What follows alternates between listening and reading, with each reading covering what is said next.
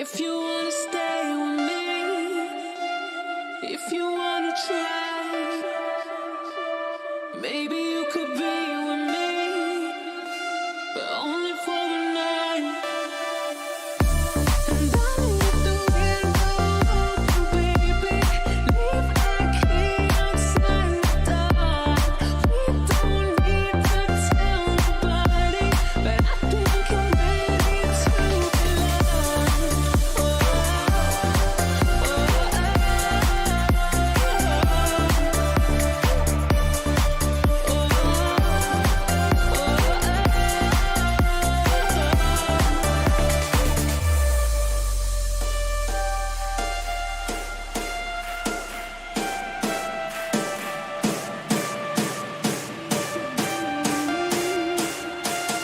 Only for the night.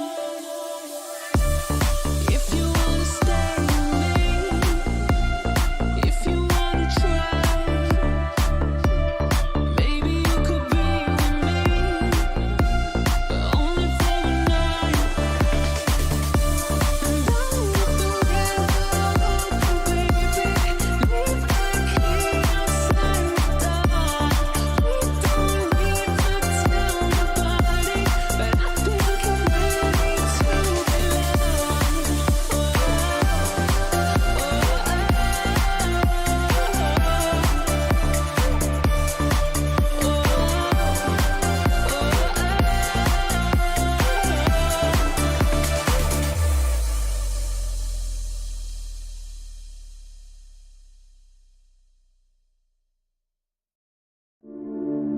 You know it, I know it, you know it, for Sunday.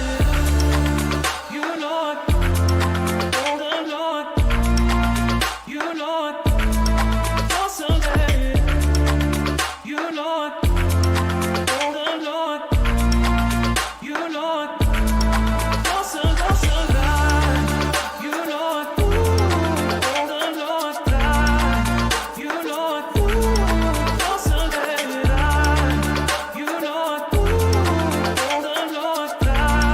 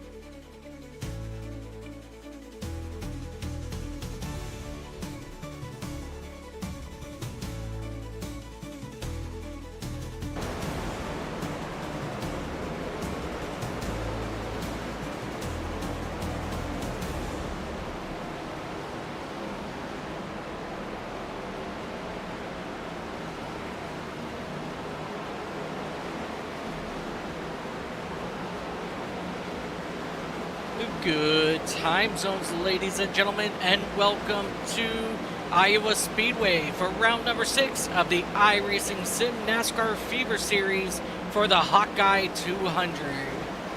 I am Mike Taylor up in the booth today, being joined by the one, the only, Rhea Ferris, and we have some very fun, exciting racing going on today right here at the heartland of Iowa.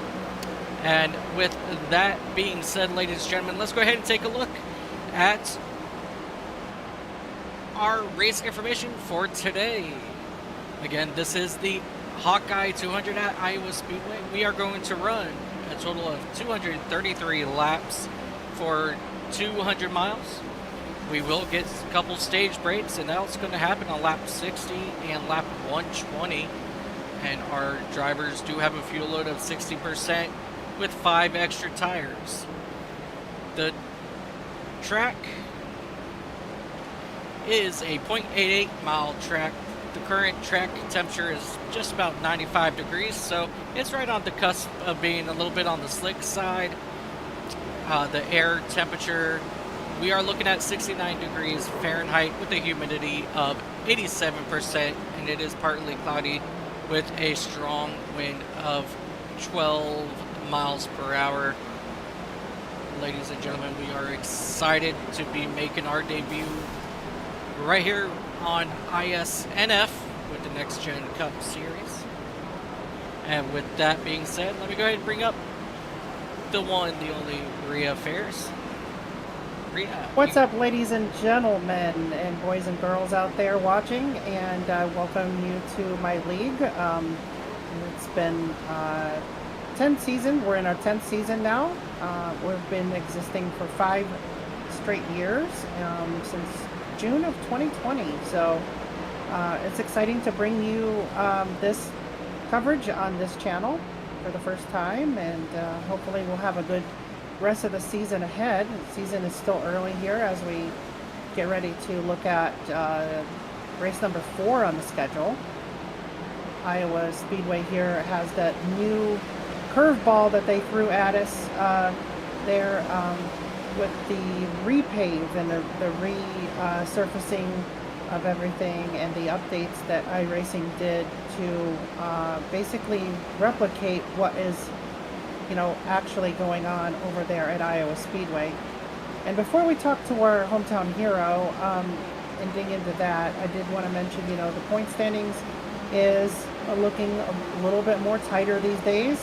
That cutoff line for the playoffs is starting to evolve. It's still early, but it's starting to kind of take shape. We're starting to kind of see who is out there that it's going to be harder to beat on most weekends, and who is, got some work to do out there. So there's a little bit of that. But for the most part, the fast drivers in the previous seasons are still fast today, but this track in particular, I believe personally, is going to be a curveball for everybody. It's going to be a wheelman's race. Yes, it is a little cooler, so therefore it may not be as slick, but it should be interesting just because of the update. A lot of people are not practiced on this resurface, right? So it's going to cause the ones that are more universal at all the tracks to rise to the occasion here at Iowa, and see what they're made of here tonight. But let me see if I can grab our hometown hero, and I believe she is going to be available here. Her name is Emily Urias, and she lives here in Newton, Iowa. Now, she was born and raised nearby in the Knoxville, Iowa, which is home to another track entirely. But Iowa Speedway is in Emily's backyard, and if Emily is available for voice chat here, I would like to invite her to talk a little bit about the area, as far as what does this track mean to the city of Newton, and is it is hyped up in the local realm. but she's on mute right now, so I'm not sure if she's available. Emily, are you available? So hopefully she'll get back to us here in a little bit. I'd like to get some questions answered, hopefully before qualifying. Right now we have kind of a surprise leader in that practice there, Mike. We have an underfunded car driven by a debutante in this event that is leading practice times right now. So that number 44 Chevy, something that is not used to being up front, is actually the case now. Emily, so you are chat muted right now. Are you with us now? Because you just typed to me. You need to get off of your mute.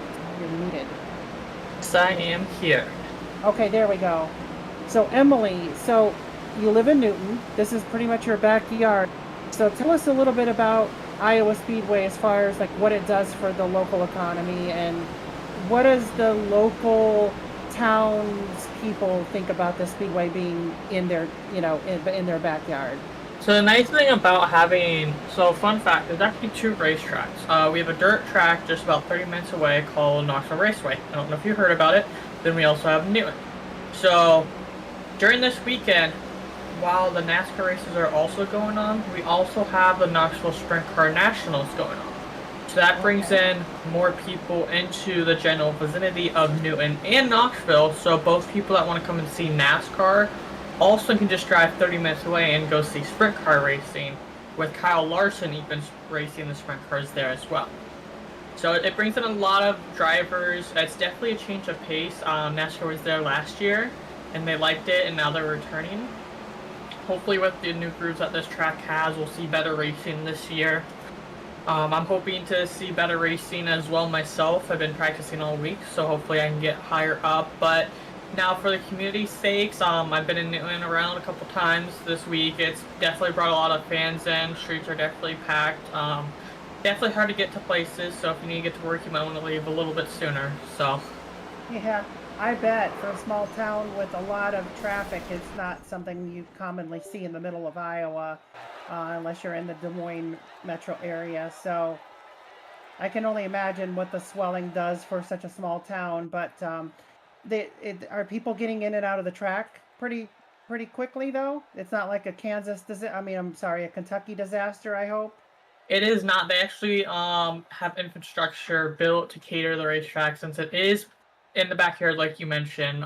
Yeah. It's on the other side of the interstate. They've made the entrances. They made the roadways suitable to fit the amount of people that are there to watch it, so it should not be as congested, or if it even is, they have plenty of parking. And you can even see, if you look into the race later today, from the broadcast point of view, you'll see stands where people can pull their RVs up, so some people are already on site as well. So it has a variety of people, just people in pickup trucks, campers, just being able to sit there and watch it and not have to be in the stands as well.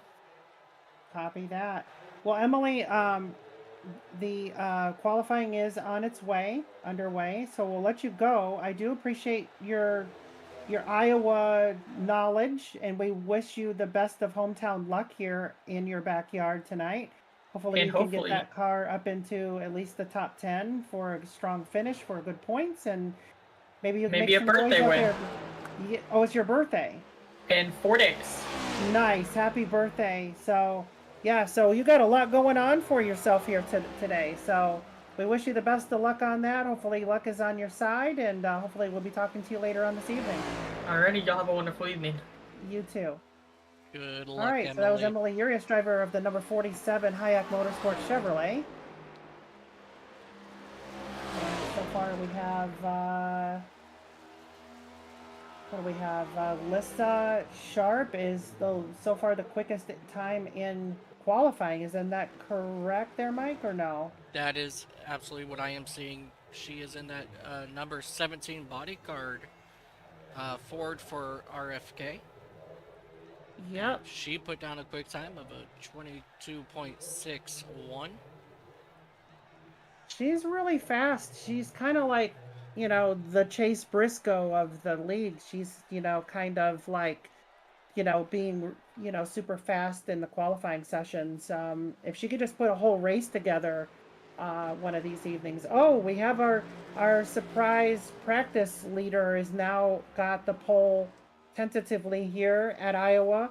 Ronnie Osmer, one of the debutantes here tonight, has got that NY Racing Team's number 44 Chevrolet up on the top spot as of right now. So that will be definitely a shock to the system to see the 44 car take a pole here if that actually stands. We have one other rookie debutante in here tonight as well, and that is going to be driver of the it's the is it Ryzan Baker? I believe is the other debutante, and I forget what car he is in for some reason. But anyway, so we have two different rookie debutantes in here tonight. So far, obviously, the faster of the two is going to be the number 44 car. Now, the top 5 picks to win coming into this, Mike, we have defending winner Justin Barkley driving the number 19 Toyota. So definitely another car to look out for tonight as this race progresses. Charles Roberson, who can pretty much win anywhere, especially at short tracks. He's in the 20 machine. The 2 JGR cars right off the top. Definitely keep an eye out for those to make some noise out here tonight. Michael Hafledison, he got runner-up last week. I look for him to rebound and make that just as strong here tonight. Driving that number 16 for Colleague. And then Davey Hendricks subbing tonight in the 2 car. I look for him to get up there and do something pretty strong as well. And James Bowles representing the Hendrick Motorsports camp. I expect him to get out there and do something also.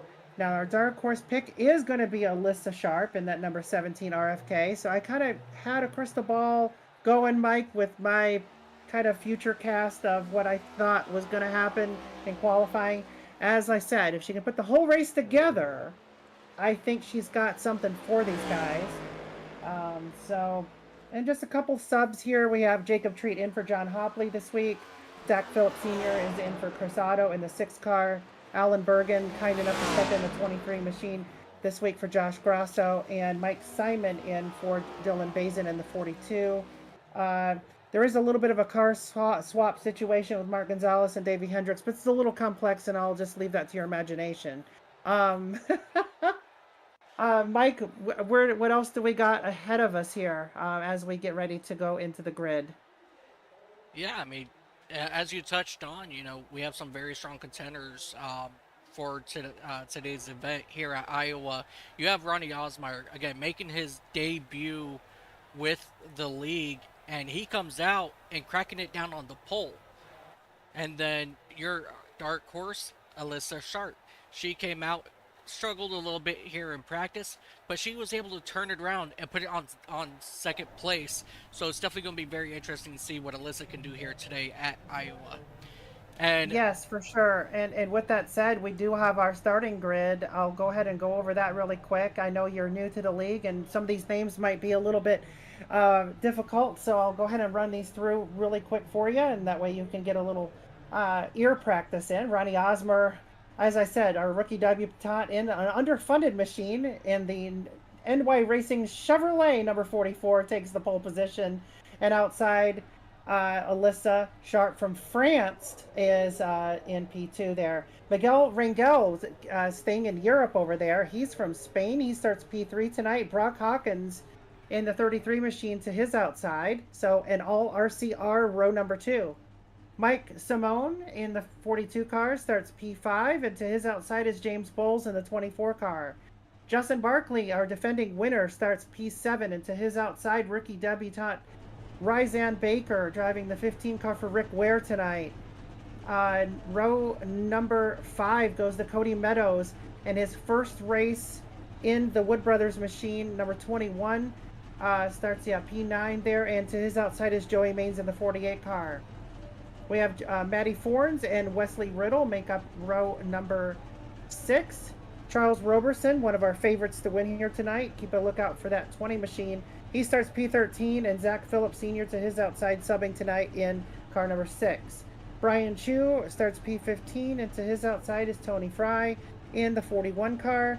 Mike Iskandar and Angel Hernandez round out row number 9. And then you've got Chris Bishop and Craig Lautenslager. These guys are best friends, and they're in row number 10 together. So that's pretty cool, and they're also teammates. Christian Delgado and Shane Griffin make up row number 11 in cars 12 and 43. Steven Sear, one of my best friends, he's starting P23 in car number 5. And Franz Bretschneider in the Junior Motorsports entry, car number 40. He starts P24. We got Jacob Treat and Jeff Weimer, a pair of Fords there, 25th and 26th. P27, Emily Urias, we spoke to her a minute ago, our hometown hero. She starts there in row number 14, and to her outside is Philip Manzo from Las Vegas. And then we have Eric Jorgensen and Michael Swervy Gervy down there in row number 15. Bob Wyckoff, we also call him the chairman, the chair force. He starts P31, and to his outside is Larry Fairman. Andrew Miller and Alan Bergen in P33 and 34. And we have now a pair of Swedes, countrymen and teammates for Colleague Racing. Danny Solo in car number 10 and Michael Hafliedison in car number 16. And then we have another pair of teammates in P37 and 38. That is Mark Gonzalez and Davey Hendricks. Eugene Thorne and Chase Harden round out row number 20. And then you got Chris Van Maastricht and Brian Treadwell in the shotgun area of the field. So strong field, 42 cars, guys. Should have 42 levels of excitement out here of round and round. I'm excited. Are you, Mike? Oh, I am definitely excited to be here with you today. And am I ever so excited to get this thing underway. We have some really cool racing coming. You know, I've watched some past broadcasts myself just to get a general idea. And let me tell you what, ladies and gentlemen, if you are not watching, you are missing out on incredible racing, especially with these NASCAR Cup cars. Great league, great drivers, very respectful drivers. And let me tell you what, we're going to buckle it down. We're going to pull our belts tight. And we're going to get this thing underway for the Hawkeye 200 here at Iowa. Yeah, I am stoked for this. As a Buckeye fan, go Bucks! But you know, for anyone out there in Iowa, of course, this is your home turf. So Hawkeye, it's also known as the Hawkeye State. So therefore the name. But we have a little bit of Hawkeye colors up front, to be honest with you. A yellow car, and then to his outside we have a black car. So I know that kind of is a little bit of a stretch, but the pace car is on pit road there, Mike. Alrighty, ladies and gentlemen, here we go. Round number 6 of the iRacing NASCAR. Oh my gosh, I already messed up. The iRacing Sim NASCAR Fever Series right here at Iowa for the Buckeye 200, and we've already got good side-by-side action happening right out front with Alyssa Sharp and Ronnie Osmeyer. Alyssa Sharp on that outside. She really wants to get that top spot away from the newcomer Osmer, but Sharp, she wants to show the newcomer that, hey, you just can't come in and think you're going to win this race. So early on, as we have one car coming out of the pits, and just like that, we have a car that is broke. Yeah, we have a caution already. It looks like it might be for incident regarding the 78 car involved, and also the 16 and the 9, all 3 cars involved at some point. And it sounds to me via chat, Mike, that it might have been... Oh, and Alyssa goes for a Yes. small spin on the backstretch here. Yeah, the 78 car just spun the 17, so that's going to probably be yeah,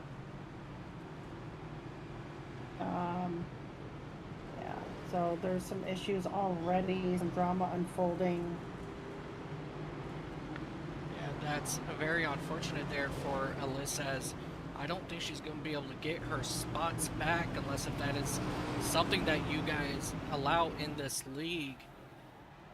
But as you can see, she is making her way back to the front of the pack.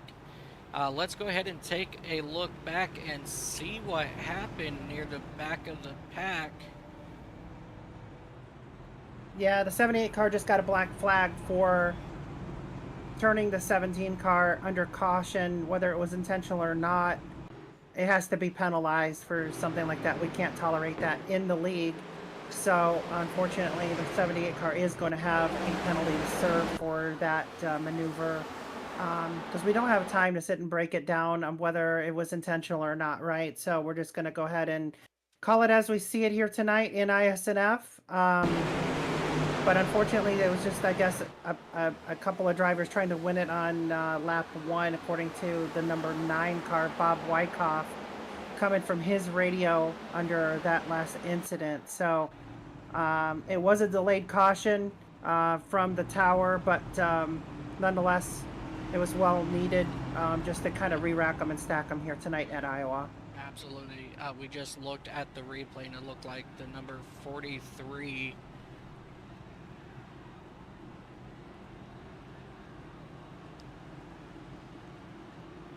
of Shane Griffin, he did get a little bit sideways coming out of turn 4 going 3 wide, and then he got a little bit of help going around there.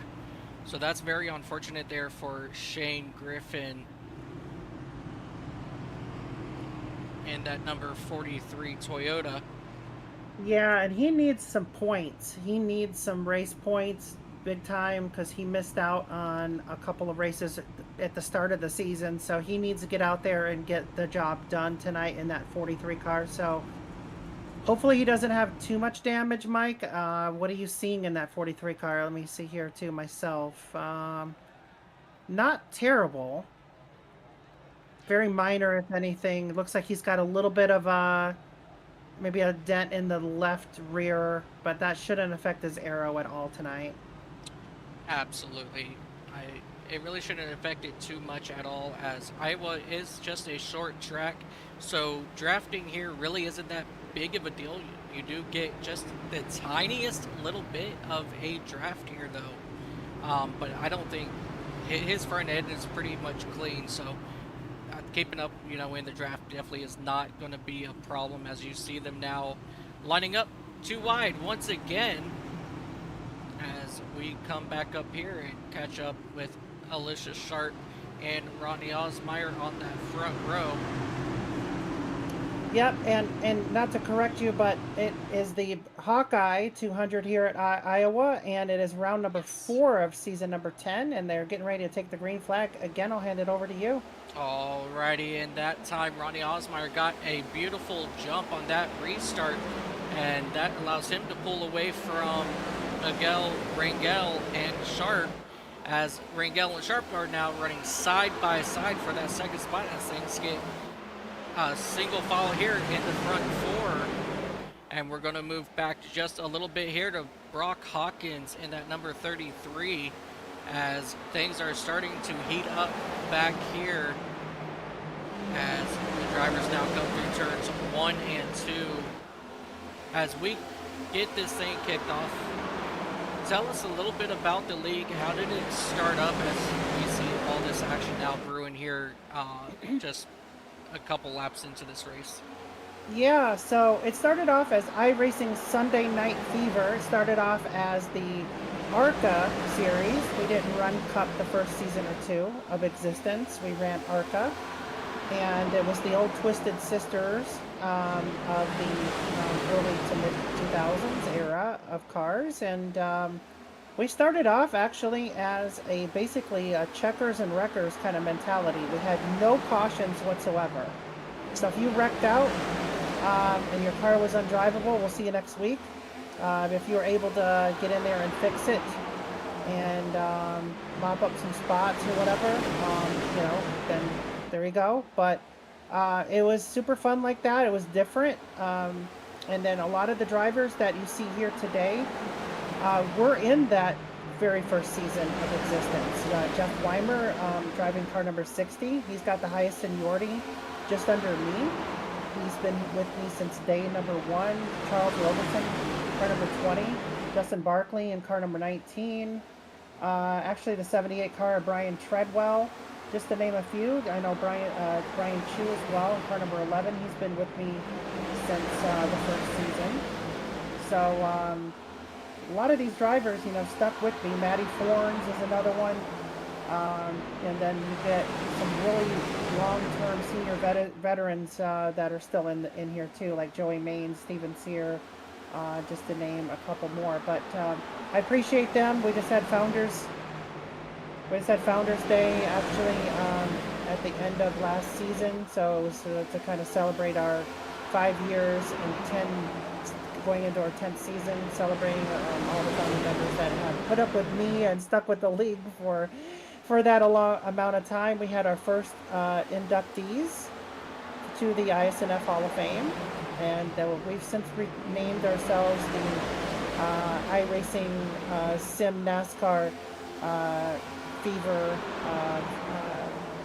because of no longer, you know, having a Sunday night league, and we moved it to Saturdays due to my own personal work schedule and due to a few people as well that had issues running on a Sunday night with work the next morning, especially though our friends out in Europe. We do like to have as much diversity within the league as possible, making it as accessible as possible from all around the world, all walks of life. And having it on Saturday night is just a perfect fit for most people, because most people around the world don't have work Sunday mornings. And if you do, I'm sorry that you do. Don't yell at me, I'm not your boss, but if I was your boss, you would have tomorrow off. But Oh, absolutely. Us race fans Yeah. always need the following day just to recoup and, you know, especially when you're out there in the real world, as we do see a lot of action going on here, especially here between the number 33 and the number 21 of Cody Meadows and Brock Hawkins. They've been running side by side now for a couple laps, but now the 33. yeah, the 33, and yeah, they're just, I don't know if they're just not giving a lot here. There's not a lot of give and take, even though we're still early in this one here on lap 18. But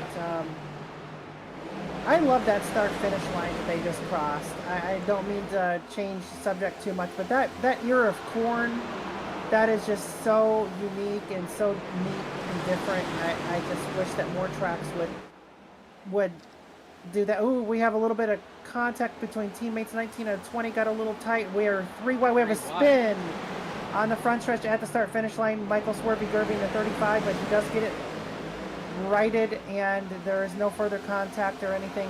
He's got no damage on that 35 machine. We're going to stay green here at Iowa. Right, and we're just going to stay hooked right here on this little pack here, because as Michael lost it out of turn number 4, these guys were running 3 wide, and Yes, you don't they see were. that often.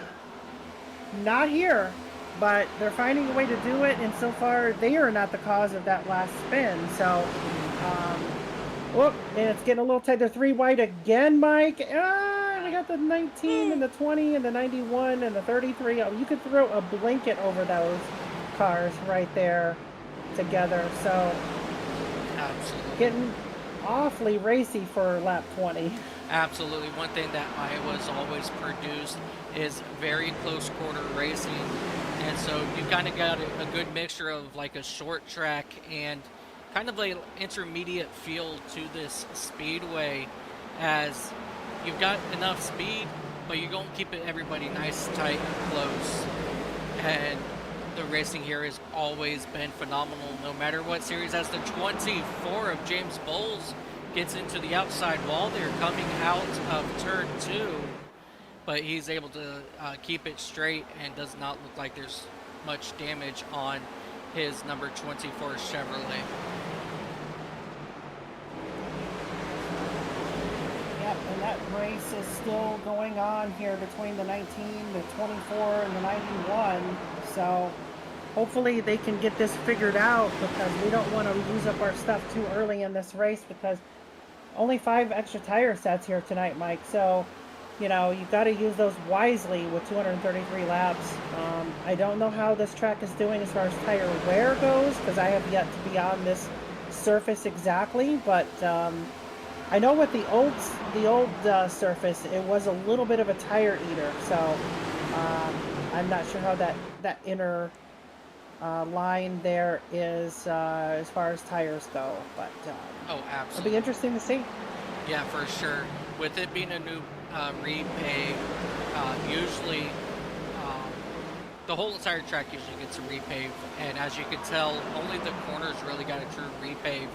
So there's still going to be not as much tire wear, but I believe there will be tire wear coming into play as the old surface will still eat up the tires, especially on the front straightaway, where you're not turning as much, but you're still needing to rotate the car for the D shape in the front stretch, and so that will eat up some tires just a little bit.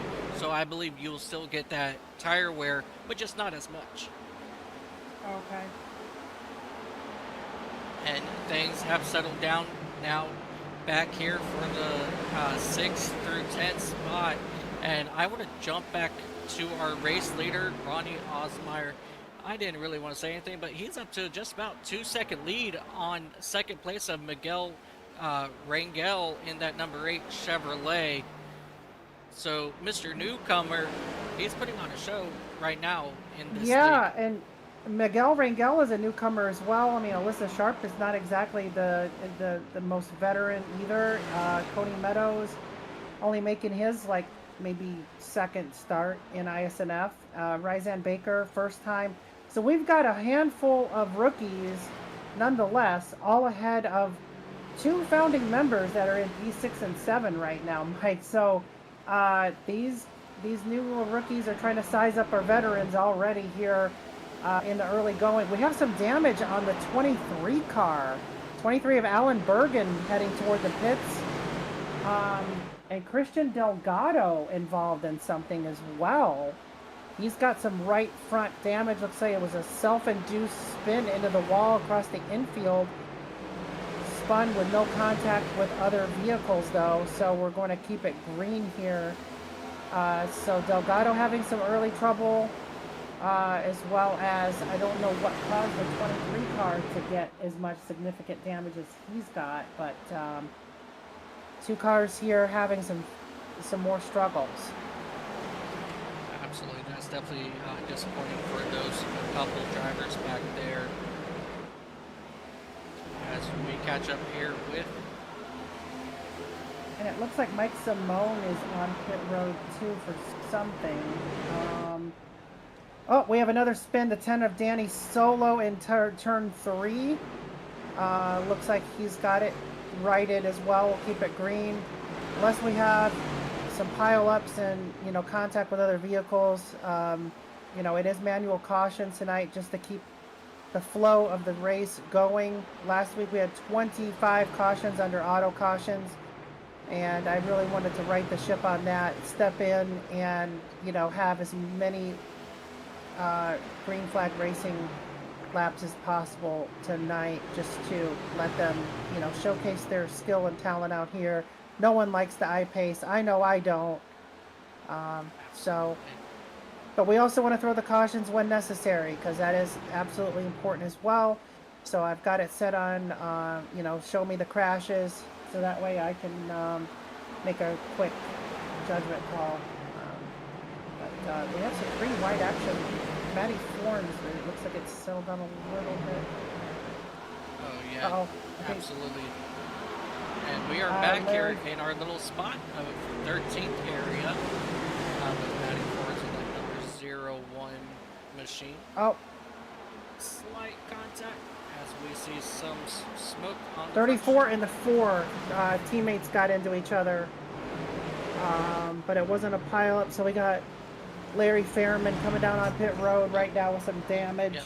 Jacob Treat, he's coming down on pit road in that number 4. Yep, those Ford. 2 cars collided See if you're able to tell in the replay what happened there. I think Larry just kind of got a self spin out of control and got up into his teammate there, but I'm not entirely sure. Absolutely. Let's go back and take a look and see what we can see what happened between the two teammates. And it looks like it's going to be starting with the number 34 coming out of turn 4.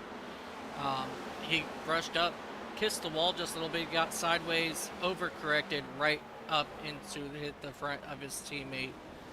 So that is definitely very unfortunate. And close call there for the number 7. That was going to be disaster, but he was able to avoid it.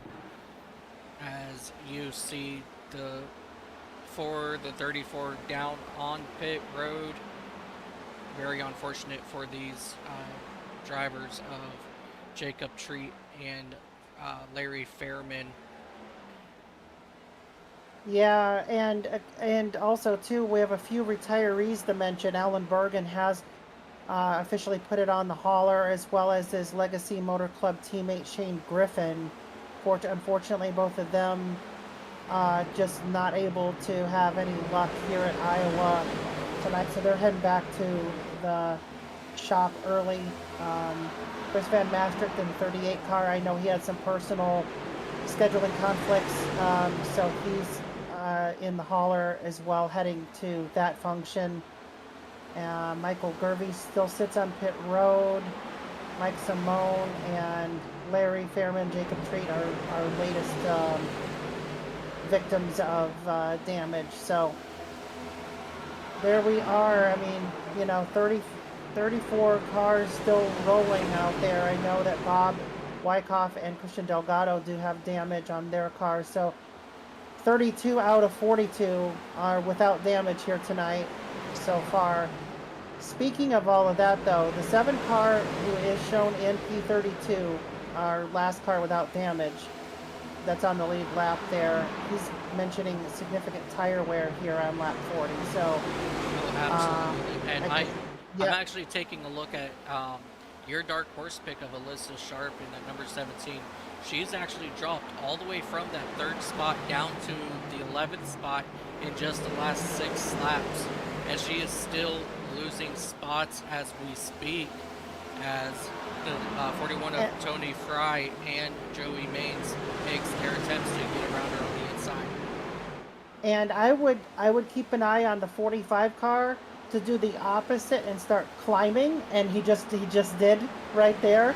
He's a 3-time champion in ISNF, and he's one of the best at tire saving, and I expect him to probably get close to P2 by the end of the stage. I doubt he'll be able to catch Ronnie in this unless we have a caution, but I think he's going to be able to run down at least P2 before it's all said and done, just because he's that much better at saving tires than a lot of others in this race. And that's why he's a 3-time champion. That is absolutely incredible. And that is the 45 of Angel Hernandez. Yes. Sitting up there in that number 6 spot. He has climbed 12 spots since the drop of the green flag this afternoon. And he is slowly reeling in the number 19 of Justin Barkley and that number 19 Toyota. So Angel Hernandez on those better used tires. As Rhea mentioned, you know, one of the things I absolutely cannot do is save tires to save my life. No matter what I do and listen to everybody, I can't save tires, and that's definitely real frustrating at tracks like this. And like over in at Eco Park, formerly known as Atlanta Motor Speedway, before they got the repave. You know, that track as well ate up tires real quick, and man, I could be good for the first 10 laps, but then after that, I would just die out. Yeah. Oh yeah. Yeah, the older tracks too are like Charlotte and Chicagoland, and some of those too are tire eaters. So it causes a different strategy. You know, it allows for people to, you know, come in early or save their stuff, stay up later, things like that. And I'm looking for my track map in the race controls, and I don't know where it is. On a side note, but just trying to have at least a little bit more information in front of me so I can see these wrecks as they happen, so I can throw caution if need be. But the racing out there has been pretty solid here so far. I mean, obviously Ronnie trying to run away with it here and put some more cars a lap down early on into this one. But we have about 10 to go to our first stage break, so we will be coming upon that here in a little while. So with that said, I mean, I don't know what to really say about the rest of the field. Are we going to be just catching Ronnie all night, or do you think that Mr. Osmer there has got something to kind of run away with it here? We have some pretty strong iRating numbers in this league. Looking at that, I mean, Ronnie Osmer is not our most talented and skillful as far as iRating is concerned. He does have some contenders like Danny Solo and Michael Halfleetison, Craig Lawton-Slogger, and Angel Hernandez, just to name a few. So one bad pit stop or issue on pit road of some sort could really change the look of this race. And it could be also the clean air advantage too with these next gen cars that you're seeing. So you put someone else out there in P1, it's possible that, they're going to run away with it just the same. So we'll have to see how these pit stops are going to unfold. Yeah, if anybody has been able to save fuel, they're going to be able to spend less time on pit road and get back out there and kind of leapfrog some other drivers. So it'll be interesting to see how that's all going to play out here in about 6 laps. Absolutely. It looks like we do have some cars that are exiting pit road. Brock Hawkins has left the pits just recently. Larry Fairman finally left his pit stall. So do you think Mark Gonzalez just entered pits on his own right as well? Do you think that they have enough fuel? Yeah, do you think they have enough fuel to make it to the end of this stage break? The ones that are good at saving will, and the ones that are not won't. And some people may just be flipping the stages just cause, and so that might be part of it as well. So I don't know, to be honest with you, how many laps you can go on a stage. I don't know if we have a fuel window box to look at here or not, but I know the pit road is going to close here in about a lap and a half. So if anybody hasn't pitted yet, they're going to need to hurry up and get in there now, because we're going to be closing it because the stage break is approaching. But yeah, hopefully no cars will run out of fuel between now and then.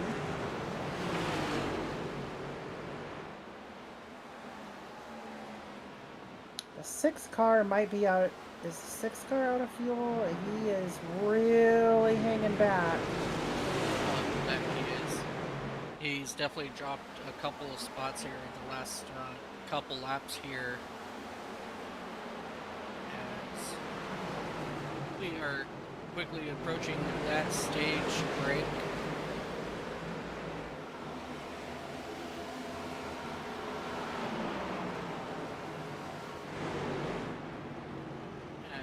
We jump back here to catch up once again here with Ronnie Osmeyer out of Pearl River, Louisiana.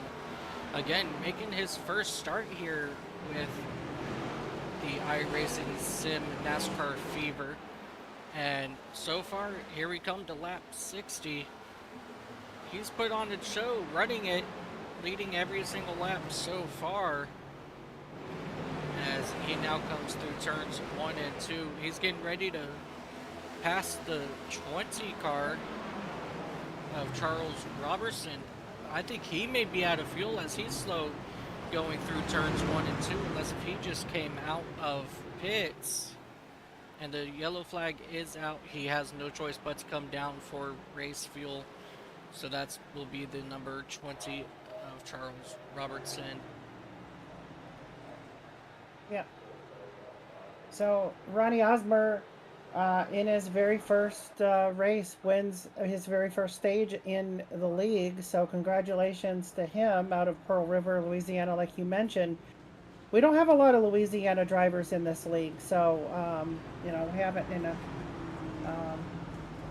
So yeah, I guess you don't have your tower or ticker or anything on, according to some of the fans out there. Oh, Some of my the Lord. overlays, I guess, are not working. I apologize. Thank you so much for letting me know. Let me go ahead And that would be courtesy of Jacob Treat in car number 4, who was probably sitting on pit road with a lot of damage. Noticed the broadcast. We appreciate you, Jacob. yes, Thanks for absolutely. Thank you. saving our butts tonight. Make sure that our driver info box and all that stuff is showing up. Our ticker.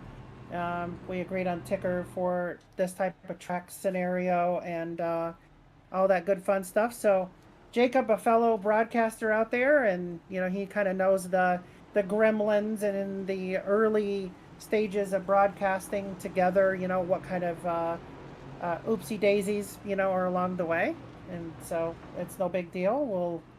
We'll gather up here and move along, and it'll look a lot better going forward, I'm sure.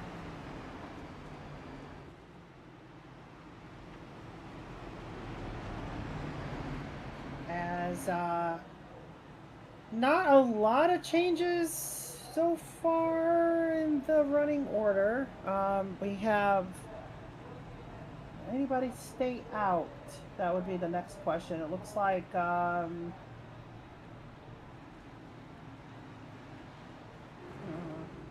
maybe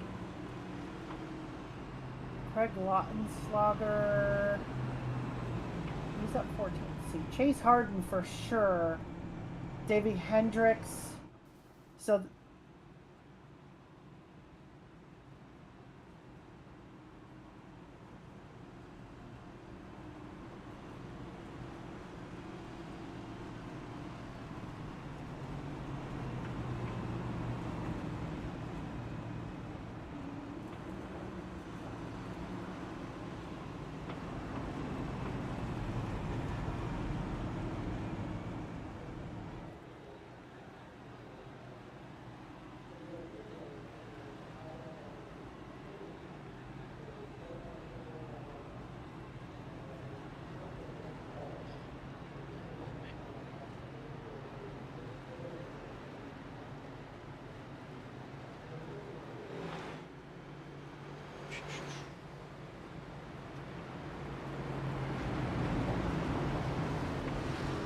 there we go. they jump with the carrot. As I say almost every broadcast, it is not an iCast Racing Network if I at least don't have one technical difficulty. So I am so proud and glad that it took this long tonight. That means I'm getting better and better with it. But thank you, deep down, thank you for letting me know about the overlay issue. But with that being said, ladies and gentlemen, let's get back to racing, as we have Ronnie Osmeyer bringing them back to the green flag. And once again, he gets a good jump on the number 8 of Miguel Rangel in the number 8 machine, as they run side by side, as we have huge trouble on the backstretch. Yep, it looks like there are quite a few cars involved. Mike Iskandar in the 1 car, Chris Bishop, and hopefully not any more. I know Danny Solo was sideways at one point in the 10 car. Yeah, we caught that as it was happening near the back. Let's go ahead and go back and see what happened to these Looks like drivers. Iskandar just got a little bit into the left rear of the number 10 car, caused them the 71 and the 1 to have head-on collisions with that inside retaining wall into the safer barrier. Definitely a thank God this is a simulator moment, as rest in peace Tony Trapasso would have said at this point. So, but it looks like both vehicles are still under their own power as they head out of turn number 4. It looks like they will probably head the pit road at some point and get some of that damage fixed so they don't have a blown engine. Oh, absolutely. It definitely could have been a lot worse than what it was. As we now come back live and we take a look here at the number 21 of Cody Meadows for Wood Brothers. Alyssa Sharp is on pit road as well. I don't know what she's doing. Maybe taking some damage fixed or something from something earlier. I don't know. I didn't see her involved in this one though, unless it was a separate incident. Because Wesley Riddle is also showing on pit road. Emily Urias just came down in the 47 car. Are any of these cars showing damage? The only ones I believe I'm showing damage to is obviously the number 77 of Chris Bishop. Alyssa Sharp is now exiting pit road herself. I'm not seeing any damage Okay. to her vehicle. Wesley Riddle in that number 91 Hellman's Chevrolet. He looks pretty clean as well. So I'm just... Is it a Hellman's or Wendy's? I'm showing a Hellman's. Should be a number 91 Wendy's Helio Castroneves scheme for you. So maybe Trading Paints isn't working right on yours, on your end there. Another gremlin of some sort. You definitely want to be able to see the Wendy's burger and Frosty, because that makes you nice and hungry. Absolutely. Let me see here, car number 91, just to confirm. Yep. And I knew that car number 99 wasn't going to show up. That guy, he's a very unreliable, and I'm not going to mention his name and throw him under the bus, but that'll be the last time that I put him in a charter to sub. That's for sure. But, yeah, I would have had Wesley Riddle in the 99 tonight instead of the 91. That was going to be the case, but, yeah. Give me just one moment. I know that I am on my instant replay screen. Yeah, you got to make sure that you go live, back live again, yeah. Yes, as we are getting ready to come back live. Or come back to the green, I should say. So just for a moment, as the drivers are now coming out of turn number 4, we're going to get ready to go back green flag racing. And some of the cars are going to look funky here just for a couple of seconds, so just bear with me here as 6 car didn't go on green and caused the stack up in the back middle there, but the 60 car up in the wall, he is slow. Jeff Weimer having a little bit of an issue. He keeps it straight. Not sure what happened there with the 60. I don't know if he got heated or got loose on his own, but absolutely. And we now have a new second place of the number 19 of Justin Berkeley. our defending winner. Yeah. Yep, out of Tampa, Florida, which is just about a hop, skip, and a jump down the road from me. Yeah, and he's originally from Ocala. Or no, I'm sorry, he lives in Ocala now. He's originally from Tampa. That's correct. That's right. Yeah. Either way, both of those cities not too far from you. Oh, no, yeah, they're probably just about like an hour and a half or so away from me. So I live just about near the Daytona Beach area. As we take a look here at the number 2, who's from Jacksonville, Florida. I did not do that on purpose, ladies and gentlemen. I don't know these drivers that well yet. I think it's So just do you know where the junction of I-95 and I-4 come together? yes, yes, I do. Okay. Do you know that you can continue to go straight across 95 and it turns into State Route 400? Yes, 400 to Williamson. Never mind. Yes. So you take Route 400 there, Bevel Road. Yep. Yep. Go about 2 miles up and turn right. Oh, we have a caution here. It is going to be the number 9 and the number 9 and the 3 car, I believe, both involved in an incident. And I'll get back to my story in a second. Yes. Zach Phillips Sr. and Philip Manzo also involved in, yeah, so, yeah. All right, let's go ahead and go back, take a look, and see what we can spot. That happened there.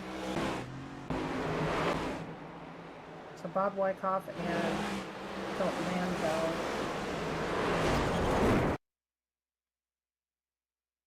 Both involved in an incident here on lap 74, going into 75.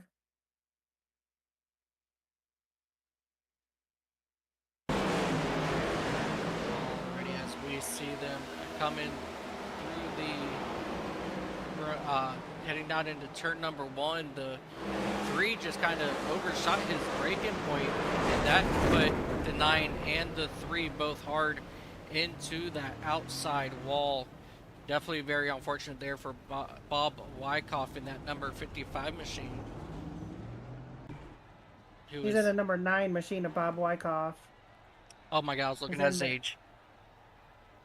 Oh. I was going to say, Chase Elliott drives a 9 Napa machine, not a 55, so just making sure everything looks good on your end there, and you haven't been drinking too much tonight, and... Maybe. No, I'm kidding, ladies and gentlemen. I'm not No, drinking. Just coffee. I'm just drinking coffee. Right. No, I know. Sure. You sure didn't Sure. spike it with some Baileys. Shh. No, Right. nobody needs to know. No. When I See have if something like this anybody- happening, I will never drink. So it'll be interesting to see. Okay, we have some takers on pit road. The 16 of Hafledison comes down.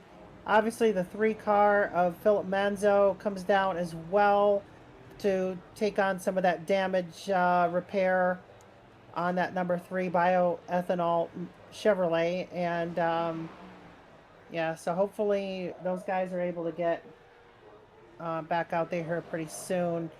But yeah, you go across I-95 on that Route 400 where 4 turns into 400, go about 2 miles and turn right into a luxury apartment complex there. I actually lived there for 1 year. It used to be called Island Club. It's no longer called that. It's called something else, I think. But yeah, it was an interesting area because from my bedroom I could hear the cars test and qualify and all that at Daytona from my bedroom window. So that was my favorite part. Oh So- yeah. So during like the Rolex 24, you just open up that window and just listen to the cars roar all night. You betcha. Heck yeah. Absolutely. Yeah. Alright. One thing I wasn't too fond of was Bike Week, just because I don't know, motorcycles and me, they're just a little bit too loud. I mean, it's not that I dislike motorcycles or people that ride them. I mean, it's everybody to each their own, and the hobbies and things like that. It's just, to me, they're a little invasive as far as the pitch and loudness. But so there was a lot of bikers, come down for spring break, as well as again in October. So they have pretty much 2 weeks of bike weeks down there. So Daytona, pretty decent town. I mean, it was a little bigger than I really needed, but our pace car is down on pit road, Mike, and they're about to take the green once more. We'll see if our defending winner, Justin Barkley, has anything for him here on the street car. That was a much better start there for the second place of Justin Barkley and Miguel Rangel in the number 19 and 8 respectively, as they now run side by side for the race lead. Can Justin Barkley take it as they come through turns 3 and 4, heading down this front straightaway Ronnie Osmeyer is still trying to fight him off here as they go side by side, heading down into turn number 1. And for the moment, he will retake that race lead as we have a battle for third happening behind him of newcomer Ryzen Baker out of Grand Traverse, Michigan, as he now takes over that number 3 spot. Now, wouldn't it be a thing if the two newcomers can book it 1-2? That would be really interesting. Probably the first time that's ever happened. Now, we have had in this league at least 4 or 5 times where a brand new driver, a brand new debutant, first race ever in ISNF, took it all the way to victory. Oh, we have a spin.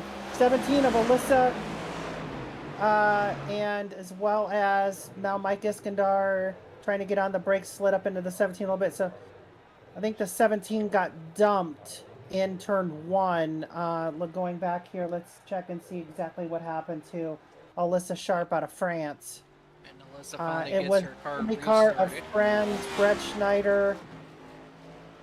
So that was a dump by the 40 and a little bit of contact on the way through by the one of Iskandar. Unfortunate break for the 17.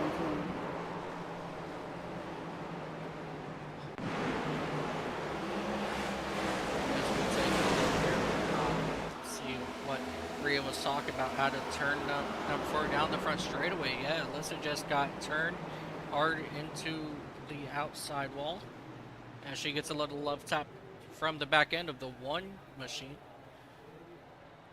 As you see, Alyssa now pulls away, and she will catch up with the field here. That's very unfortunate for Alyssa Sharp after starting in the 2nd spot today.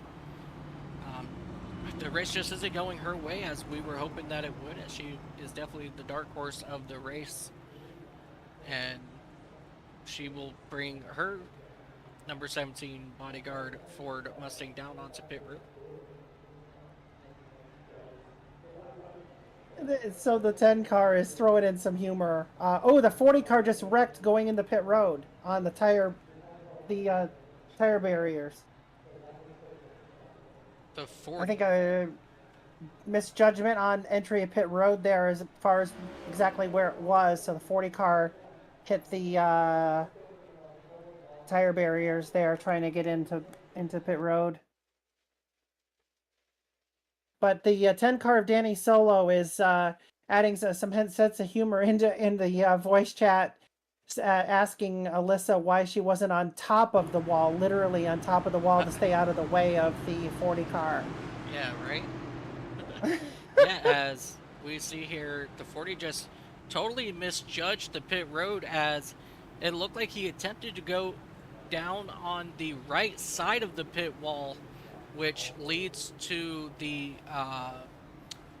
little Bandolero course right here on the front straightaway, or what they also call a Legends Oval. I think he misjudged that entry, and he unfortunately did hit that tire barrier head on, but he will resume back out on track with us.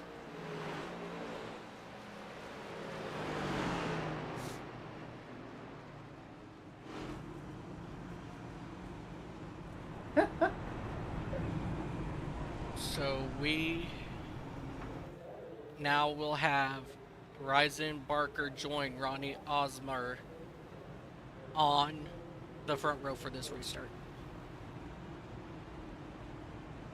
as our awesome flagman Barney gives the field the 1-go signal this time by. I'd like to give Barney a little shout out each race. He's been hired since 2008, and he has never missed a single race in his life. You know, yeah, and I miss it when real life NASCAR gave a big salute to Barney the flagman by doing the Barney wave when we came back from COVID break. So yes, that was beautiful. I loved it. it was. I loved it. That was so fantastic.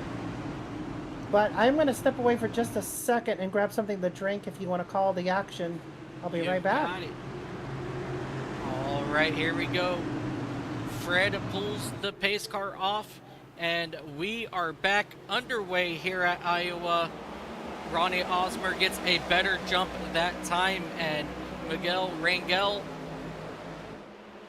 he's holding on to the inside there, trying to get past the number 15 of Ryzen Baker, as Ryzen Baker does get out in front of Miguel Rangel. As things settle down up here in the front, the first about 10 cars or so have now gone just about single file as we catch up with the number 21 of Cody Meadows in that Wood Brothers machine. We're running a slightly different color paint scheme this week than the traditional Wood Brothers. As we have contact between Craig Lautenslager and the number 51 of Chase Harden out of turn number 4 that last time by, but they were able to keep it nice and straight. As we have battles starting to brew all over this area.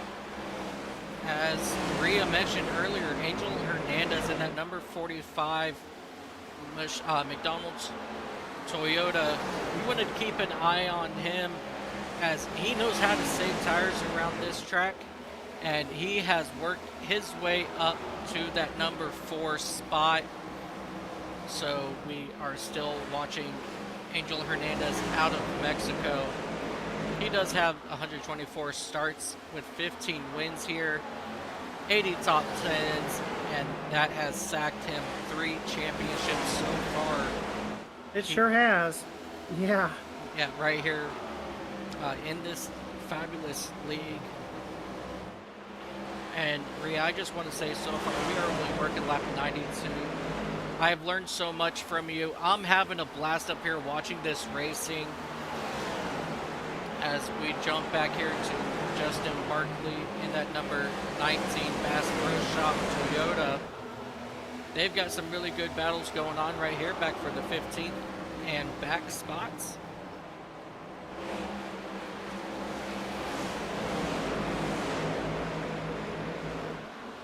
The 66, it looked like Eugene Ford got into the wall just a little bit.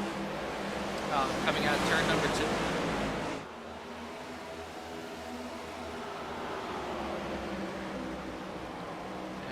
You see the number 2 of Davey Hendricks in that number 2 Menards Ford trying to get around the number 66. Oh, the 7 car may have got wrecked by the 16. Let's see here. 7 car.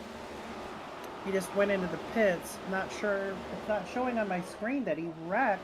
Yeah, I'm not showing anything either. I'm gonna rewind him here and see.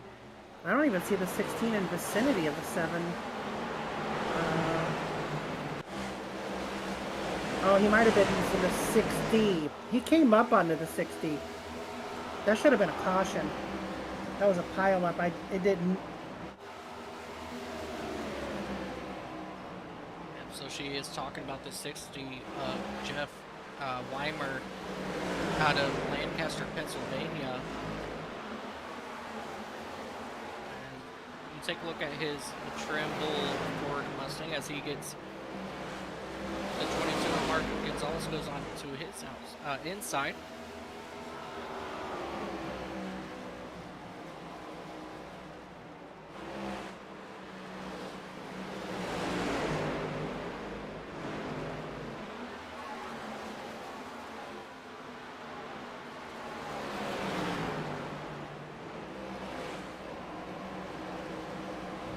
As we come back up here and take a look at Cody Meadows in the number 21 and the 45 of Angel Hernandez.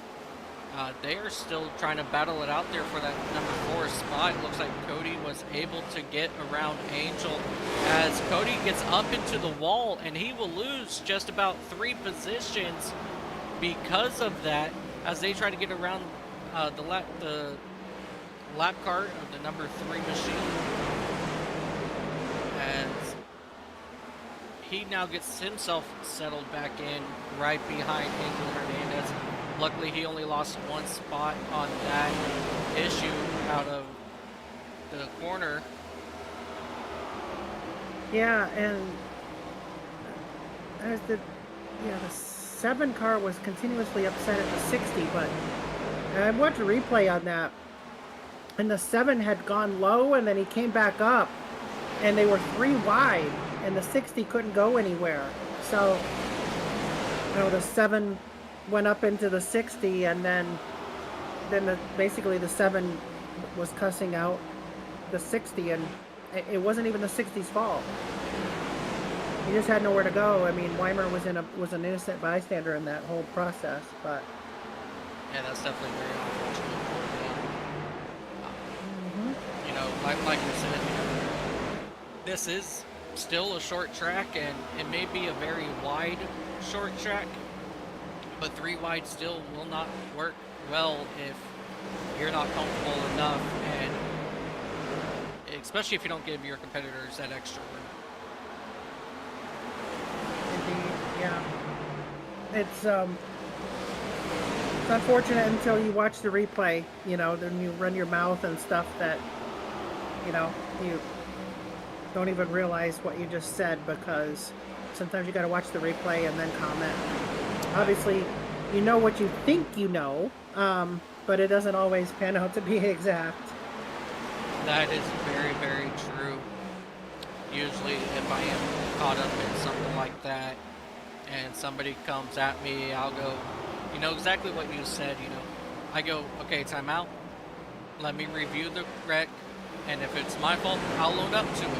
As the 21 gets turned by the 51, and Cody Meadows goes for a wild ride down the back straightaway, and the 6 car slams on the brakes to avoid more contact in the back with the 60. A lot of issues just happened there right on our screen.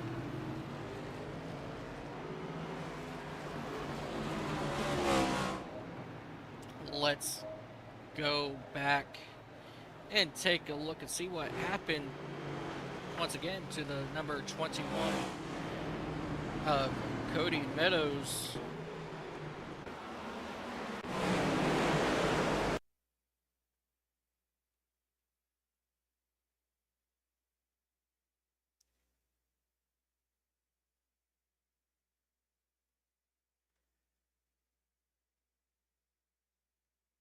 Did I say 17?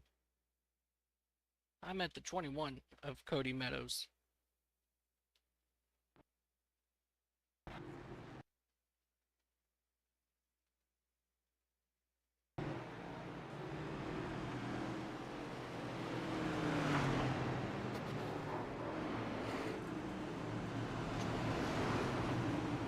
Where's the 20?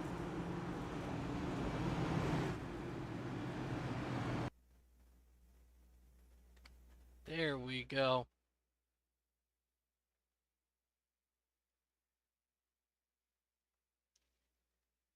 James Bowles in the 24 having issues with his connection, it looks like.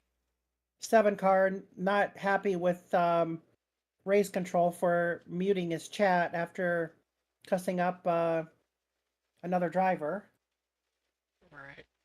All right, let's go ahead and take a look at this replay here as they come out of turn 2. Cody Meadows just gets turned out of the corner, and he holds it down as you see a couple other cars here. You can see the 6 skid a little bit sideways. The 60 avoids, the 3 tries to avoid, and chaos just ensues behind them. That is definitely unfortunate there. And there's definitely unhappiness right now out on the racetrack, you know, and that all comes with that territory of, you know, short track racing.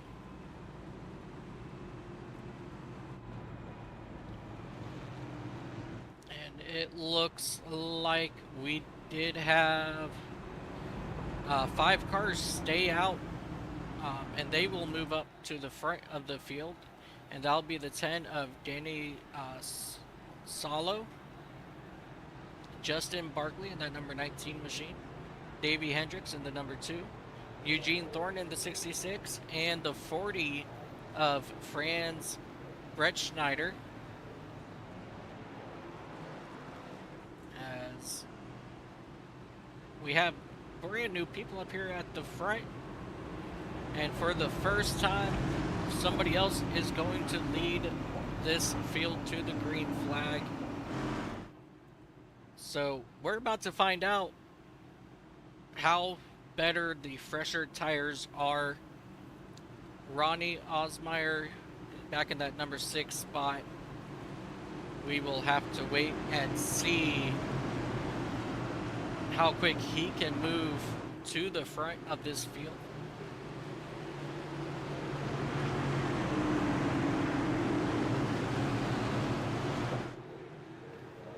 And we are green once again here at Iowa. And here comes Ronnie Osmeyer heading down into turn number 1. Already up to that 3rd spot. Coming out of turn 2. Almost gets pitched into the wall. Down into turn number 3. He's going to take over that 2nd spot. And Ryzen Baker in that number 15 machine's right behind him. Now they are overtaking the race leaders now. It only took them 1 lap to go from 6th, 7th up, as we have a huge crash behind. Yep. Oh, 48 huge involved, contact a little bit after 71, the 91, 3, 40. 48 to 17. Lots and lots of carnage coming out of turn number 2.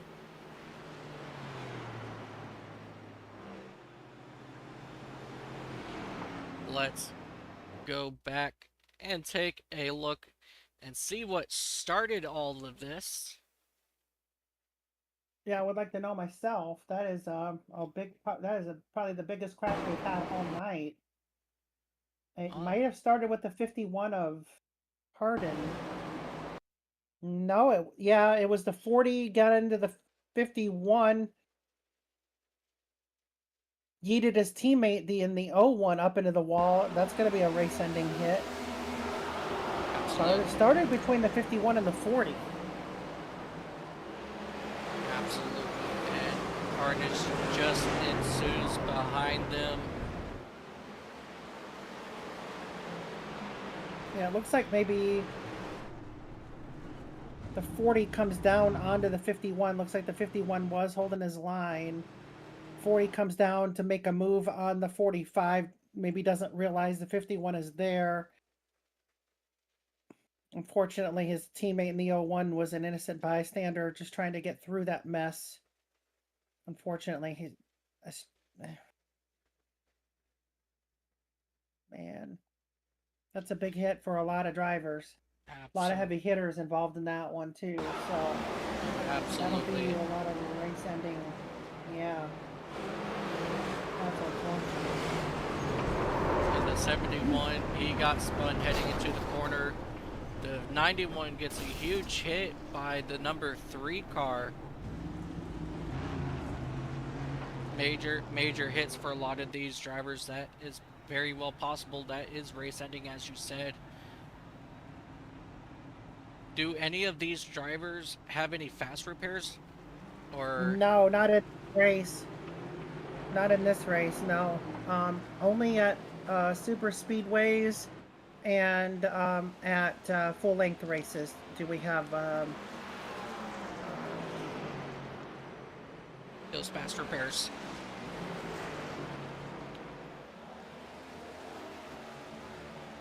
So yeah, Yeah, so that means Yeah. a lot of these hits that these drivers have been taking, you know, they are coming down pit road and getting all the damage fixed and everything.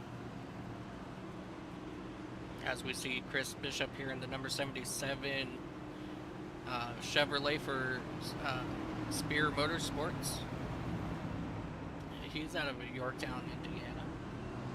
Yep.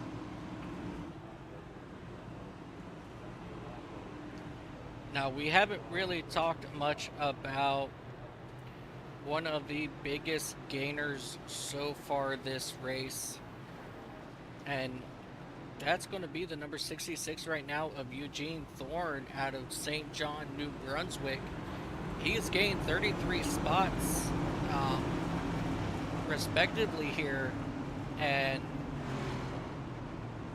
it's going to be interesting to see if he can keep that number 66 machine up front as they come down the back straightaway to get ready to go back green flag racing once again.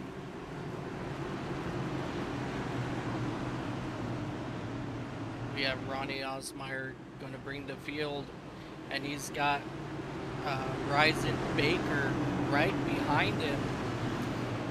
So something tells me once we get that green flag, those two drivers are going to pull away. And the 19 is shoving the 10.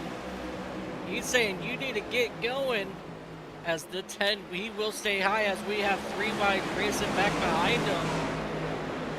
The number 16, the 45, and the 2 were all 3 wide heading down into turn 1 that time. As they get it taken care of and go back down to 2 wide racing. But it looks like they are going to attempt to go 3 wide once again into turn number 1. And the 45 Major Hernandez thinks better of it. He says, nah, that was too close last time. We're just going to stick it out here 2 wide for the time being. As we watch a lot of movement behind them. And a lot of these drivers that are on the fresh tires are starting to repass the guys on old tires now, as we do go 3 wide and we do have another caution.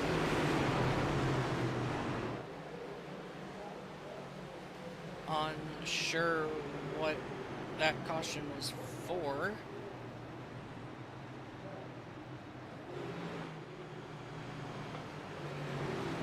I thought Chris Bishop wrecked. They showed up on my record event. Did he not wreck?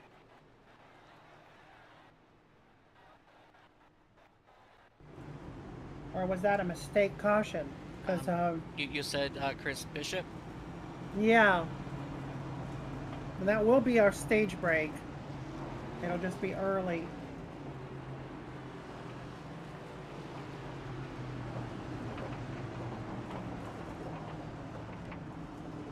It was stage. It had showed that the 71 of Chris Bishop wrecked, so I threw the caution trying to find it. But yeah, it'll be staged though. Let's come back here and take a look and see.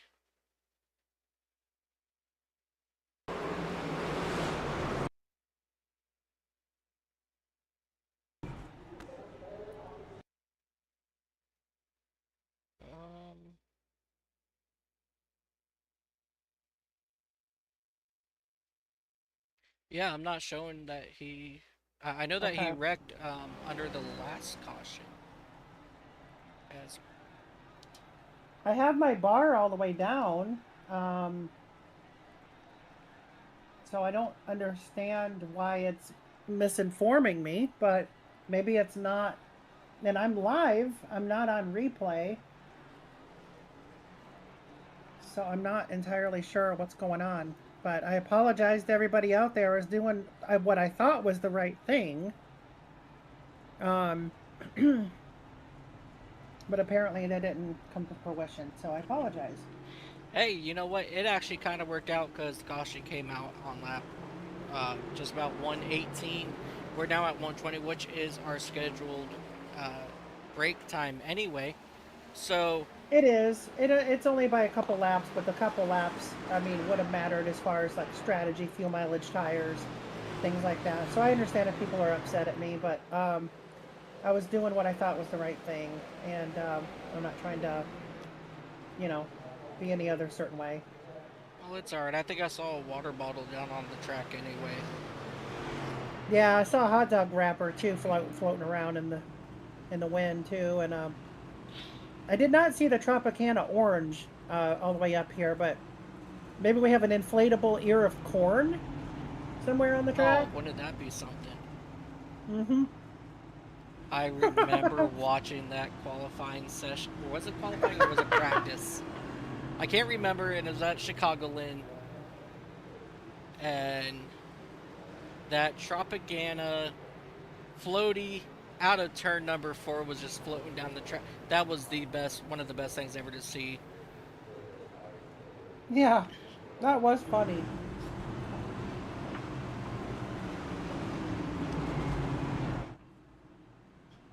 Alright, we're So good. as of right now, we still have our 2 rookie debutantes in this race out of nearly 40, actually over 40 cars. Out of 42 drivers, we have the 2 drivers that had never made a start in this league are leading the race. And look who's made their way up into the top 4. The number 11 of Brian Chu and that Toyota Camry, as we get the green flag once again. And Ronnie Osmer once again, no surprise, will get out to a very early lead as they run side by side behind him. Brian True trying to take over that number 3 spot from Miguel Rangel. Say that 10 times fast. Miguel. Right? And Brian Chu, he will fall back to that number 4 spot. Giant Chief sporting the, oh, we have trouble with the 6 car off pace. Keep it green here so far. No other issues. But Zach Phillips subbing for Chris Otto tonight in that 6. It's a track house driver driving an RFK equipment. Maybe that's first of all the issue. But there's actually a few scenarios out here where teams have borrowed other teams' drivers just to get the job done here tonight and get all. Oh, the 91 of Riddle off pace to the inside there as well. Not sure what his issue is, but it looks like he's going to aim toward pit road. So it looks like I might see. Oh no, he's gonna stay out. Wesley Riddle in that Wendy's Chevrolet out of Harrisonburg, Virginia. Yay, you got the Wendy's to load. I did. It's tricky in this league because we run all these. Oh, the 11 sideways. He sends it out Uh-oh. turn number 4. She keeps it straight though. Yep, I apologize, as you were saying. No, you're fine. And I was going to mention his livery, actually, for the 11. It's Bob's Discount Furniture. I actually have a Bob's recliner here behind me. So, actually, I bought that at Bob's in Portland, Maine. So, neat company to have sponsor in NASCAR for the first time. I've never seen that that furniture company do business with NASCAR, so I think that's pretty cool. I love seeing the new sponsors come into the sport and make a deal. Oh! So we have a caution here Number 40 once again. because it looks like maybe the 17 got.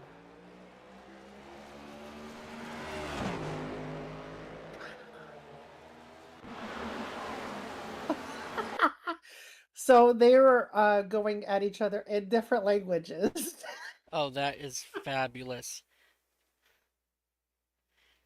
All right, let's So- take a look here and see what happened to the 40 as they exit turn number 2.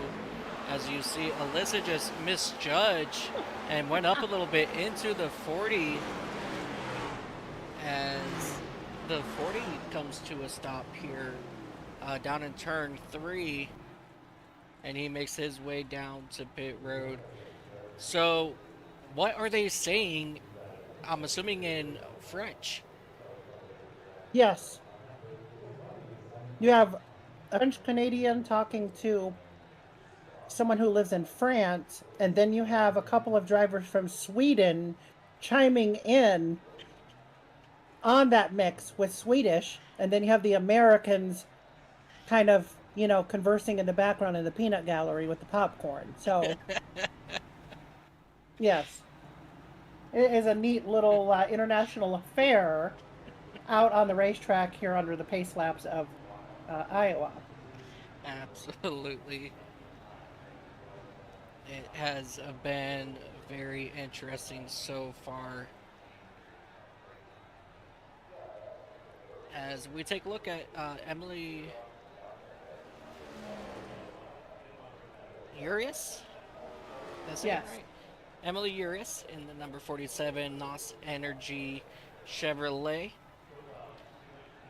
I am very biased with NOS, as I love NOS. She's had herself an up and down day as well. She's back in that number 22 spot. She has gained 6 spots now since the drop of the green flag, and she's still cracking away at it, trying to get herself fully up into that top 20, which she will do here on pit road, as she has 4 or 5 cars following her out.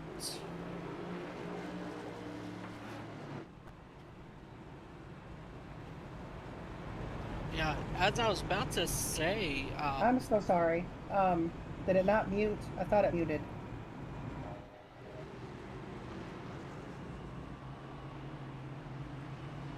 I apologize. oh, you're good. Yeah, I'm going to touch up real quick on your comment about new sponsors coming into NASCAR. A couple years ago, a company called Raise Energy sponsored the number 77 of Corey Yes. LaJoy. I was actually a taste tester for Ryzen or for Raise Energy. Oh, And- really? Yes. And so, like, a lot of their flavors that came out, I actually had a voice in it, and it sucks not seeing them. So, like, I would be like, it would look so sick on a NASCAR Cup car. Just the whole design and everything on their cans. Oh, yeah. And then as soon as I saw it show up on the 77, I'm like, oh my lord. I want to say the 7 had a couple of them, too. Yes. Yeah. Yeah, so Spire in general. So I wonder what happened there. The deal just kind of didn't They kind of- continue on. Yeah, they kind of fell off the face of the earth after that, unfortunately. Just like our pace car is now falling off the racetrack. And we are going to go back Uh-huh. green here. And Osmer, once again, gets that good jump on that restart. And Rangel looking on the inside of Baker as they dive into turn 1. And they're still side by side. But that momentum on the outside just brings Baker right back in front of him. But he's not giving up that spot just yet. Let's fall back a little bit here to right about where Cody Meadows is in that number 21, as he's running side by side on the outside of the number 11 of Brian Chu, as they get themselves settled out coming out of turn number 2.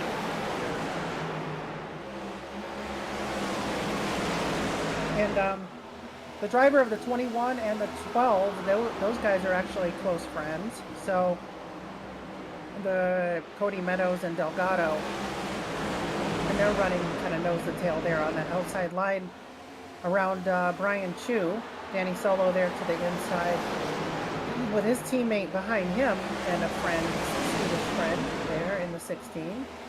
So got a couple of friends running nose to tail there. Nice to see around the track how that's panning out, because we know that the 12 the is 12 got going loose on his around. own and got up into the wall. We stayed green though. Everyone kind of going around the 12. That's the second time tonight the 12 has gotten loose on his own and out into outside retaining wall for damage. Hopefully I didn't broadcast or curse the 12, because that is a thing. So That is definitely a thing at times.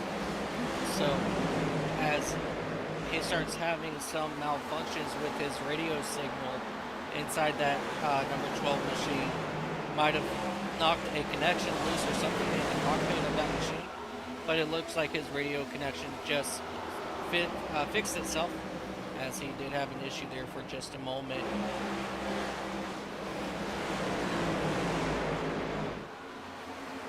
Let's jump back up here to senior veteran of the league, Angel Hernandez, in that number 45 machine out of Mexico there. Michoacan. Michoacan, Mexico. Yep. Yeah, his whole family, I guess, is from there. He lives in the States, near Chicago, but I guess his whole family is from Michoacan, Mexico. So it's a Mexican state down there, just west of, I believe, Guadalajara. So I haven't been that deep in Mexico yet, so.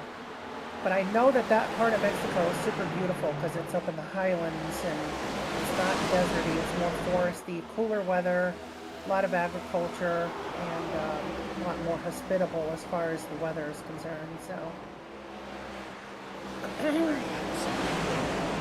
Definitely some parts of Mexico are definitely absolutely beautiful.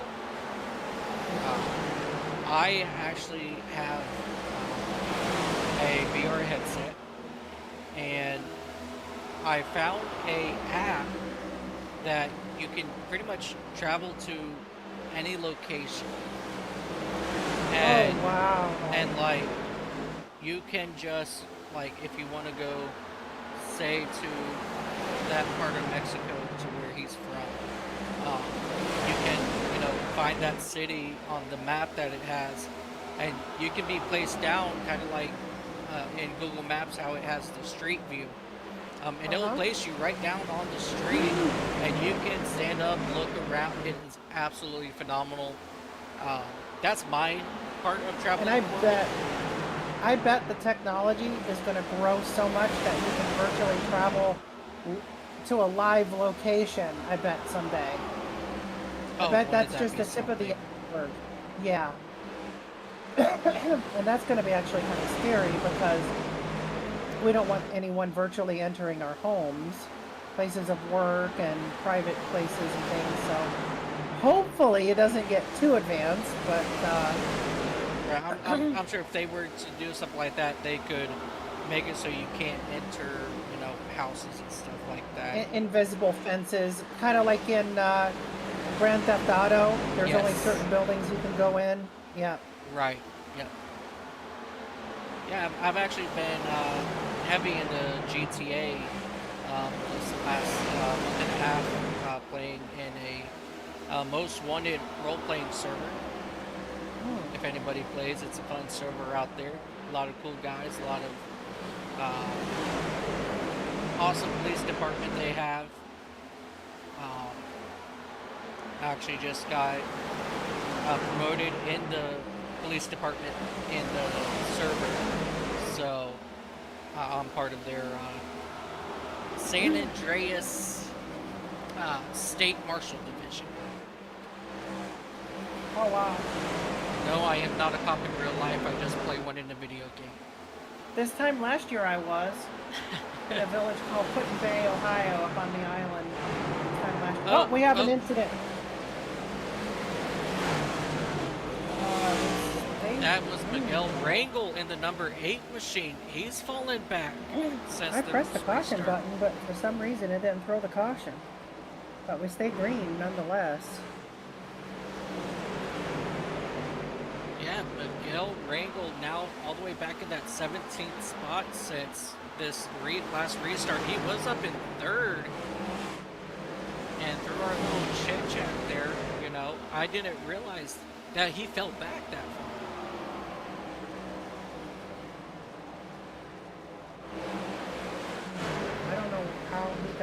far back, but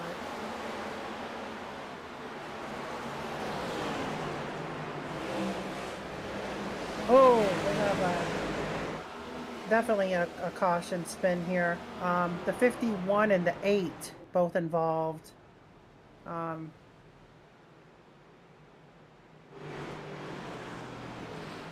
sure. The 51 of Chase Harden and the number 8 of Miguel Ringgold tangle it up on the backstretch.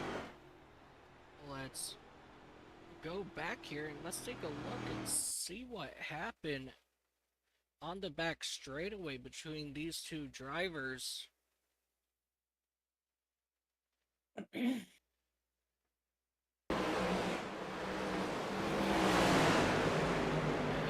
see them coming out. The 8 looked like he was going to come up behind the number 51, but he misjudged it by like 10 feet and absolutely just turned the 10 down into... I'm sorry, turned the 51 down into the inside wall, and that does look like that will possibly put an end to Miguel Rangel's night after having such a phenomenal run, staying in the top 5 for a majority of this race, as pit road now gets busy once again. Yep, very busy on pit road. A lot of takers. Looks like almost everybody's on pit road right now, including their grandmother. Absolutely.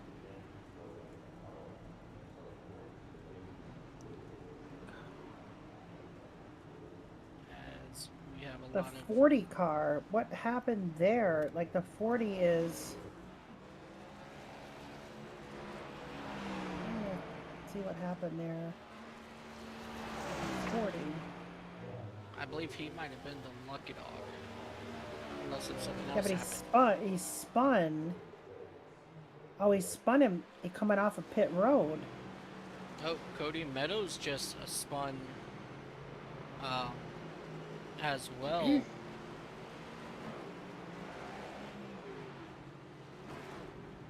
And then Alyssa is having more trouble in that number 17 Ford Mustang machine as she brings it down to a crawl on pit road. Oh, and there's contact with Alyssa going slow, and then the 40 not realizing she was at a crawl entering the pits, and he jumped it sideways and backed the back end of his machine into the back end of her machine. So I'm very unsure what exactly happened to Alyssa there. So the 40 and the 17 cannot get away from each other. The 17 was waiting for the green light to reignite on pit road. So she was just sitting there at a red light, and then Franz came around the corner to come back into pit road and almost rear-ended her, but made a contact as well. And they cannot get out of each other's way. They're just oil and water on the racetrack basically tonight, the 40 and the 17. Absolutely. Again, it has been a very, very rough night for Alyssa in that number 17 machine. It has. The 40, Franz Bretschneider's not had it either, but it's been, they just in each other's way. It's definitely Denny Hamlin / Ross Chastain early days kind of situation out there at the moment. But absolutely. And we have a surprising situation up here for this restart. Looks like Ronnie Osmer, he's electing to start on the outside of the number 15 of Ryzen Baker. I wonder if it's because he's bored and he just wants to try something else. I mean, that's very well possible as we go back green flag here at Iowa, and Ryzen does not get going on that inside, and that will allow Tony Fry to get to his outside as they come through turns 1 and 2, and he will not be able to make the pass as we have more action back here in the back. Michael Hoffman Casey? Close enough. Oh, we have a caution here. Caution. Danny Solo in the wall. Blocking turn 4, car number 10. Whoa! The 40 almost goes around. He does go around. I think we need to get a caution sticker on that number 40 machine or a target. One of the two. Yeah, yeah.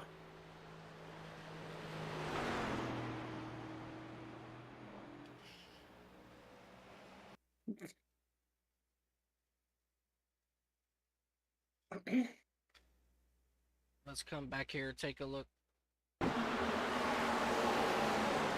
See what happened to that number 10 machine. He just loses it going through turns 3 and 4 and then buckles it down.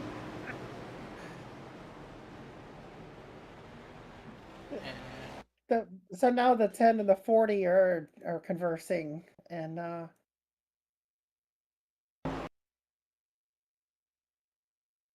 oh boy.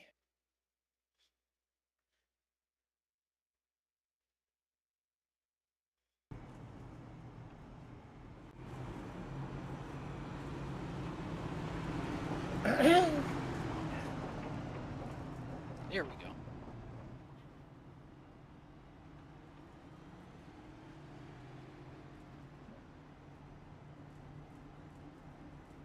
As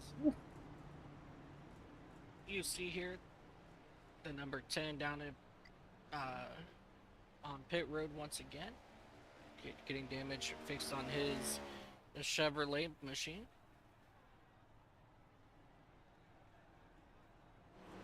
Alyssa Sharp on pit road again. Cody Meadows leaving pits.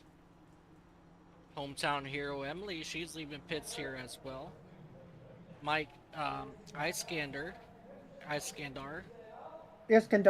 yeah. Iskandar out of California. He's down on pit road in his number 1 machine. Christian Delgado in the number 12. The 40's down on pit road again. 60 of Scott Wimmer. Yep, Jeff Weimer, yep. I'll get all these right eventually. Yeah, there's only one M, so it's Weimer. But it was 2 M's, it'd be Wimmer. Right. And then I'd be asking him for a little extra money because he'd probably be related to Scott Wimmer, but... I was just thinking the same thing. Mm-hmm. Alrighty, here. Let's see what Ronnie is going to do this time on this restart. As of right now, looks like he's electing to be on the... Oh, inside. Oh, no, we're not even one to go yet. I'm excited! Rhea, I'm excited! Mm-hmm. Like Christopher Bell says, this is fun. We're having fun. Uh-huh.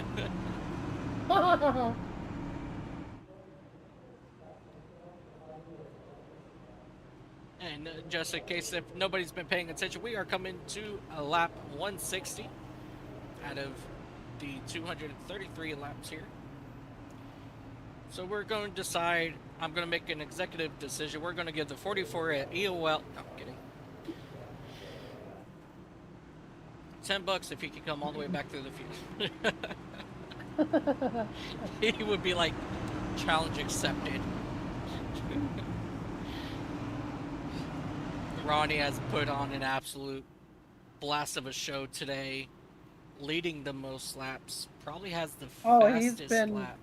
And if he doesn't win tonight, I'm going to be slightly disappointed because so far he has earned the win, but he's got to close the deal. So absolutely, they didn't call Kevin Harvick the closer for no reason. You know, he was able to get out there and pounce on drivers, had been dominant all race at the end of the race and get those wins. So who's got something for Ronnie Osmer as they come to green here on lap 161.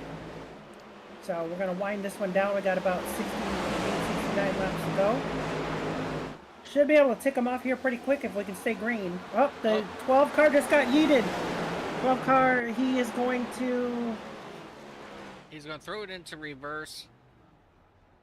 And he will get moving again in that number 12, Wabash. Wabash, yep. Yep, Wabash. Team Penske Ford Mustang. As we come back up here towards the front of the field and catch Oh, up. the 9 just got turned into the 5. The 9 got turned into the 5. As we And I catch up believe here. it was the 10 car's fault because he just said that it was his fault. So, So the 10 sounds like taking responsibility for that one. yeah. Let's go back, take a look, and see what happened as Because they it looks like entered it popped turn off with the 3. 9 car.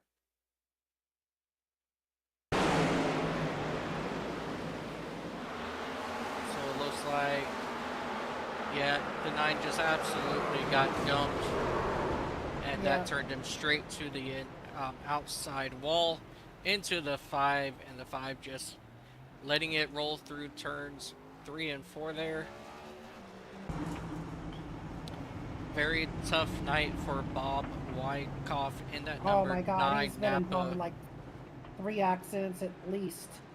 Absolutely. He's having a tough night. The 17's having a tough night. The 40 car is having a tough night. And then we also have The 60s had it sort of rough, but he's running Yeah. P11. So Emily Urias, our hometown hero, has made her way inside the top 10 right now. that is Now, absolutely phenomenal. and I'm shocked that as rough of a night as Alyssa Sharp has had in that 17 car, that she is in P12. She has wrestled that car, the damaged race car, all the way to this point. I'm shocked that she's able to still perform to some degree in that car, because I know that for me, I would be having an issue trying to keep that car straight, and there's no way I'd be running P12 with as much damage as she's got on that race car tonight. Oh, absolutely. Alyssa Sharp in that number 17 Ford Mustang for RFK.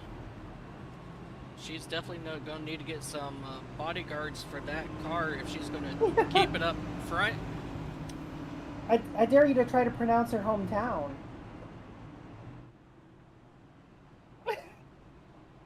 I can't Say even it. pronounce it. It's Salac, or yeah, Salac sur Sealy, France. Yeah, your guess is as good as Sarlac mine. sur I don't know Sealy. any French.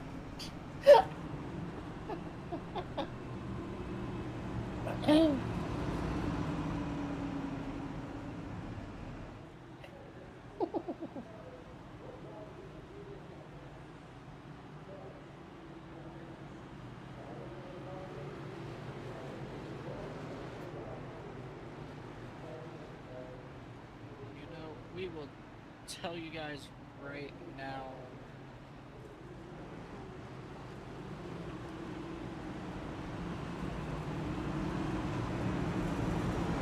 Yeah, it's getting a little caution heavy. I hope that we can get this thing cleaned up and stay green for a while. How many cautions have we had? Do we know?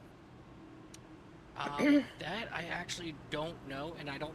Oh, the that's- tower will actually tell you if you temporarily pull up the tower. Sauliak It sur should cielo, tell you France. at the top of that. All right, let's. Sauliak sur cielo, France. As you're looking that up, pace car just dropped down on the pit road, and Ronnie Osmer with another really good start. And this time, the 41 gets a pretty good restart as well in that second row. And they're side by side. They're behind. And the 60th Jeff Weimer trying to make some passes to the inside. Have you been able to find that out yet? That information? Or Yep, and we'll get to that under the Okay. next caution, gotcha. so that our viewers can also hear it. Yeah. As Hopefully there won't be another caution, but I have a feeling. Yeah. still watching.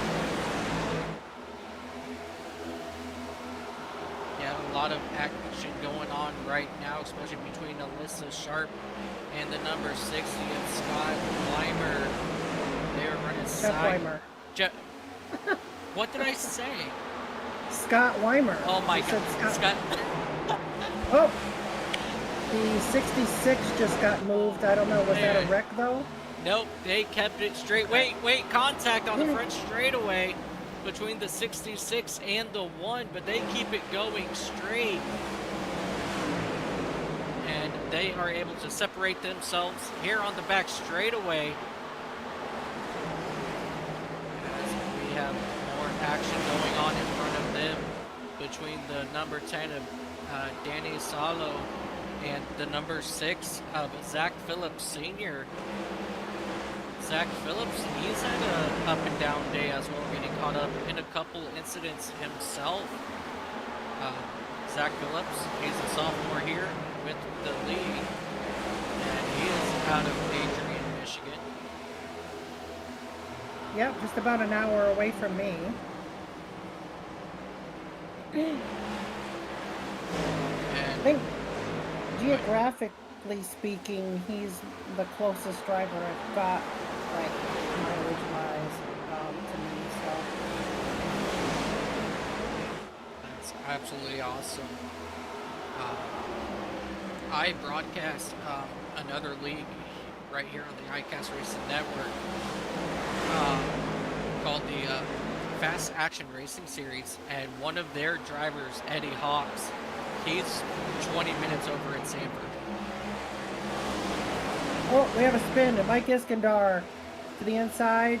We're going to stay green. It was just a single car incident, and he's got it straightened back out. So Mike Iskandar with a little bad luck there. Not sure if that was a self spin or off the bumper of someone else via a chrome horn, but we are going to go ahead and keep it green here just for sanity alone. And we are going to take a look here at Justin Barkley on the inside of that number 41 of Tony Fry as they run side by side out of turn number 2 onto this back straightaway down into turn number 3. I love trying to keep up with the turns here with short tracks.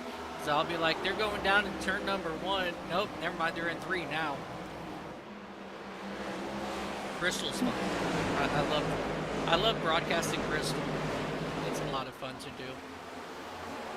Yeah, Bristol's a fun racetrack, you know, to race at even. But for some reason, watching it on the TV in real life, it's just not as fun anymore. That package that they have for the current next-gen car, it's just not very good on that track. So I have to. yeah. I, for one, absolutely miss old Bristol before they added in the progressive banking around Yes. that half mile. So that's definitely, you know, kind of lost my interest a little bit at Bristol, but it's still a cool little track as we watch Christian Delgado trying to get past the number 10 of Danny Salo. As he now makes his way to the inside, gets a little shove from Emily in the number 47 NOS Energy machine. Yeah, and while all that's going on, Wesley Riddle gets a run and comes to the inside there with that Wendy's machine. So making some passes on Emily there as Danny is able to get to the inside of Cody Meadows, and now the two friends in the 21 and the 12, Meadows and Delgado, running nose to tail once more. Absolutely. Oh, and the 22 Oh. of Mark Gonzalez gets turned a little bit, but he keeps it I don't know how he kept that car straight. Mark I don't Gonzalez in that number 22 Pennzoil Ford Mustang out of Fort Worth, Texas. That was an incredible save off the nose of, I believe it was Eugene Thorne in the number 66 machine. Yeah, and Mark Gonzalez is extra fatigued right now because he just got done driving about 4 or 5 hours in his personal vehicle just to get home so he could sit back down and drive another 200 miles in this race. So that man has seen a lot of miles already before he even got in the cockpit here at Iowa. So hats off to him for A, getting home on time to get in the race car and turn some laps, and B, hats off to you for wanting to do all of this because, that is a lot of driving. I know personally, the most amount of driving I did in one day was 1,000. I did 400 miles at work, and then came home and did the Coca-Cola 600 in the same day. Yes. Oh, we have And, trouble. Alyssa Sharp in the number 17 spun on the front straightaway, stuck in the grass currently. She is, yeah, but And it's not going to be a caution scenario. She's off the racing surface, so she towed in. It looks like she might have wheel damage and can't. Yeah, that's Hold very on a minute. unfortunate. Day gone even worse for Alyssa. Let's take a look and see what happened on the exit of turn 4. As she was getting passed by the 48 machine. Her car just shot up towards the front. I think her wheel might have disconnected or something, because as she was getting passed by the 48, they touched just a little bit, and her car just shot straight towards the outside wall, and then after she bounced off of it, it was still just turning straight. Very unfortunate there for Alyssa, as it looks like her night will come to a possible end. As we get caught back up with Justin Barkley and Ryzen Baker, they are battling it out for that number 3 spot.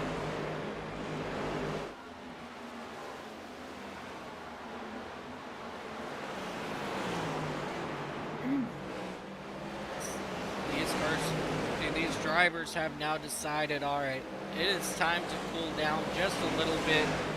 Let's get some of these laps in, as we now have 46 laps remaining in this event. A lot of drivers really just spreading themselves out. But we do have a couple battles here and there on the racetrack. Just like we have Tony Fry in that number 41 and the 11 of Brian Chu. And directly in front of them, Angel Hernandez and Zach Phillips Sr. Running side by side out of turn 2 down into turn 3 for that 7th spot.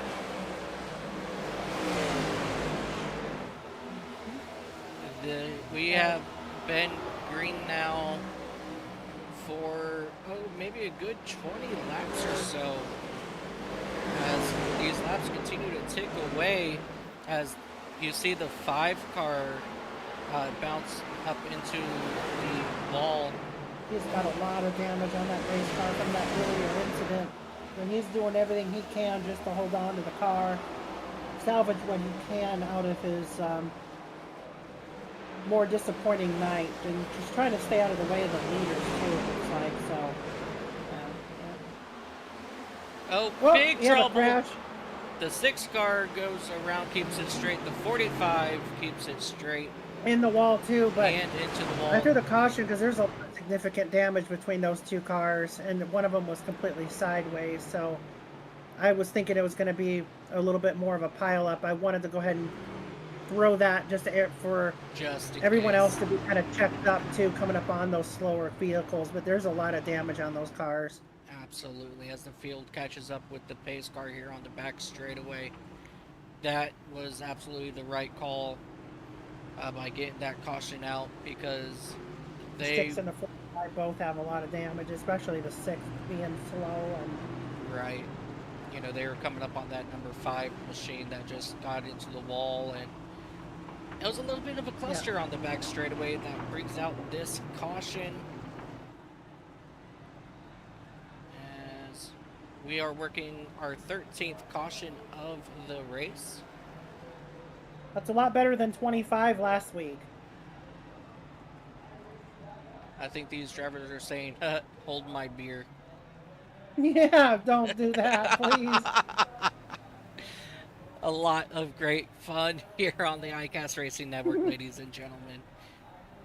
All of my stuff I say is all out of fun and love. Obviously, we enjoy green flag racing as we have two drivers. Looks like they stayed out on track.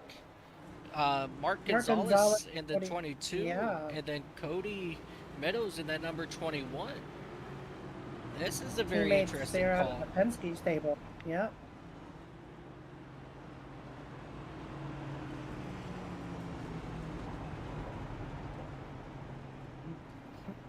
And then we have a couple cars that stayed out in front of them. That looks like they are looking to get the wave around. And it looks like it'll be the number 48 machine and the number 91 machine. Looking to get something back out of this race. We now have 40 laps remaining. We should have just about 38 laps, maybe 37 laps when we go back green flag racing here at Iowa.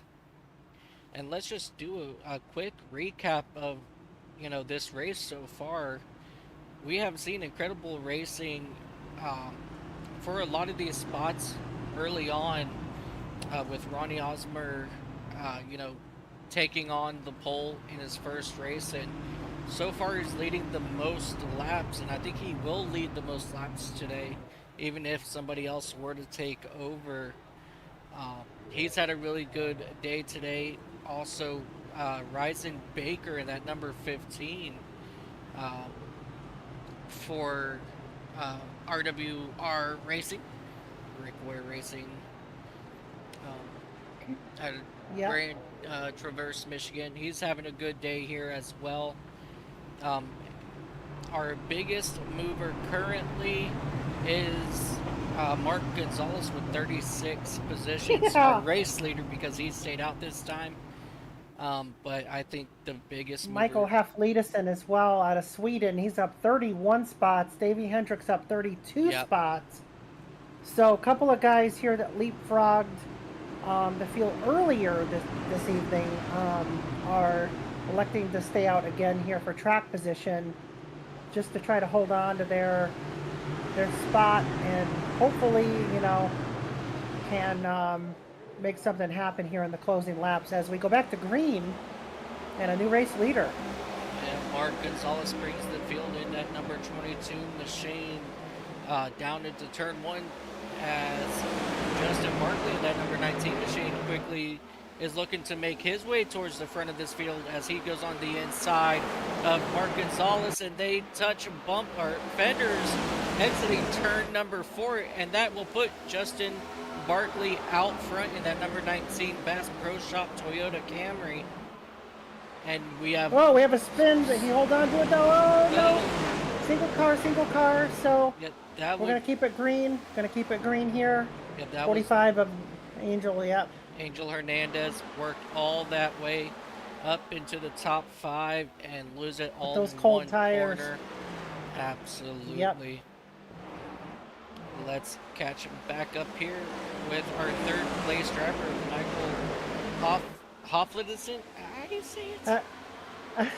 Haflidason or Haflidason, either one is fine. Haflidason. Most of us, we call him Haflidinger this season because he's driving the AJ Allmendinger car. I Yeah, love so we it. just call him Haflidinger. So there's a lot of things we could call him though, some of them are not PG, so we'll just leave it there. I understand. I absolutely Haflidason. He is out of Lilla Edit, Sweden. I think it's Lila Eat It, maybe. Yeah, I don't know. Lila Edit, Sweden. Yeah. I'd like to know from him how to exactly pronounce that, but yeah, it's if he ever goes back and watches the broadcast, maybe he can let us know. Oh, absolutely. He's having a really good run in that number 16 Celsius Energy Chevrolet Ford Colleague. Have you tried a Celsius before? I have. I have not. Oh, we have a spin coming on the pit road. The 40 car again with like his 12th incident of the night. Not sure if he got yeeted down there, if he was trying to make the entrance to pit road and didn't get woed up in time. But the 40 yet again involved in another incident. Let's come back here real quick. Take a look. Yeah, he just lost it all by himself. And coming towards the pits, he was able to hold it down and get it straight again. Rough night for Franz. Brett Schneider out of Montreal, Quebec. Yep, Quebec. Yeah, he's a good friend of mine. He's a very good person. Makes some questionable moves on the racetrack, Franz, if you're listening, buddy. But great guy overall, though, and really good to have him in the league. Absolutely. 30 laps remaining this time by for your race leaders. Justin Barkley out front, and Ronnie Osmer not wasting any time trying to make some moves to get around Barkley to regain that front spot. But he's got a little holdup with Barkley, and Michael in that number 16 machine, staying strong currently with Ronnie Osmer in that number 44 machine. We are going to stay right. Oh, as the 44 bounces off the wall out of turn 2. So that's going to give some damage to that 44 machine. Uh-oh, yeah. As could this possibly be a turning point for the newcomer? As I believe it is costing him as Barkley pulls away just a little bit now. Unless if Osmeyer's just backing down his tires just a little bit, let him cool off, and then he could possibly make another run at it. But if that damage... Something else I know is the 21 and 22 cars that started up front on that last restart. They're all the way back down in 16th and 17th positions respectively on those older tires. So that fall off between fresh and new, or fresh and old rather, is significant. So I don't know if they have an extra set in their back pocket if we get a late caution. Those two drivers may elect to come in, grab those if they do exist, that is, and they pop back out there and surprise us all, who knows, but hopefully for now we stay green. Oh, absolutely. As we will jump back up here towards the front of the field. Let's see. Let's take a look here at Davey Hendricks out of Jacksonville, Florida in that number 2 Menards Team Penske Ford Mustang. He's had an interesting up and down day as well, but he's had more ups this race so far as he's gained 33 spots since the start of this race. As we come to 24 laps to go. And he's just hanging out here now in the top 5. So he's having a really good run in that number 2 machine. Yep.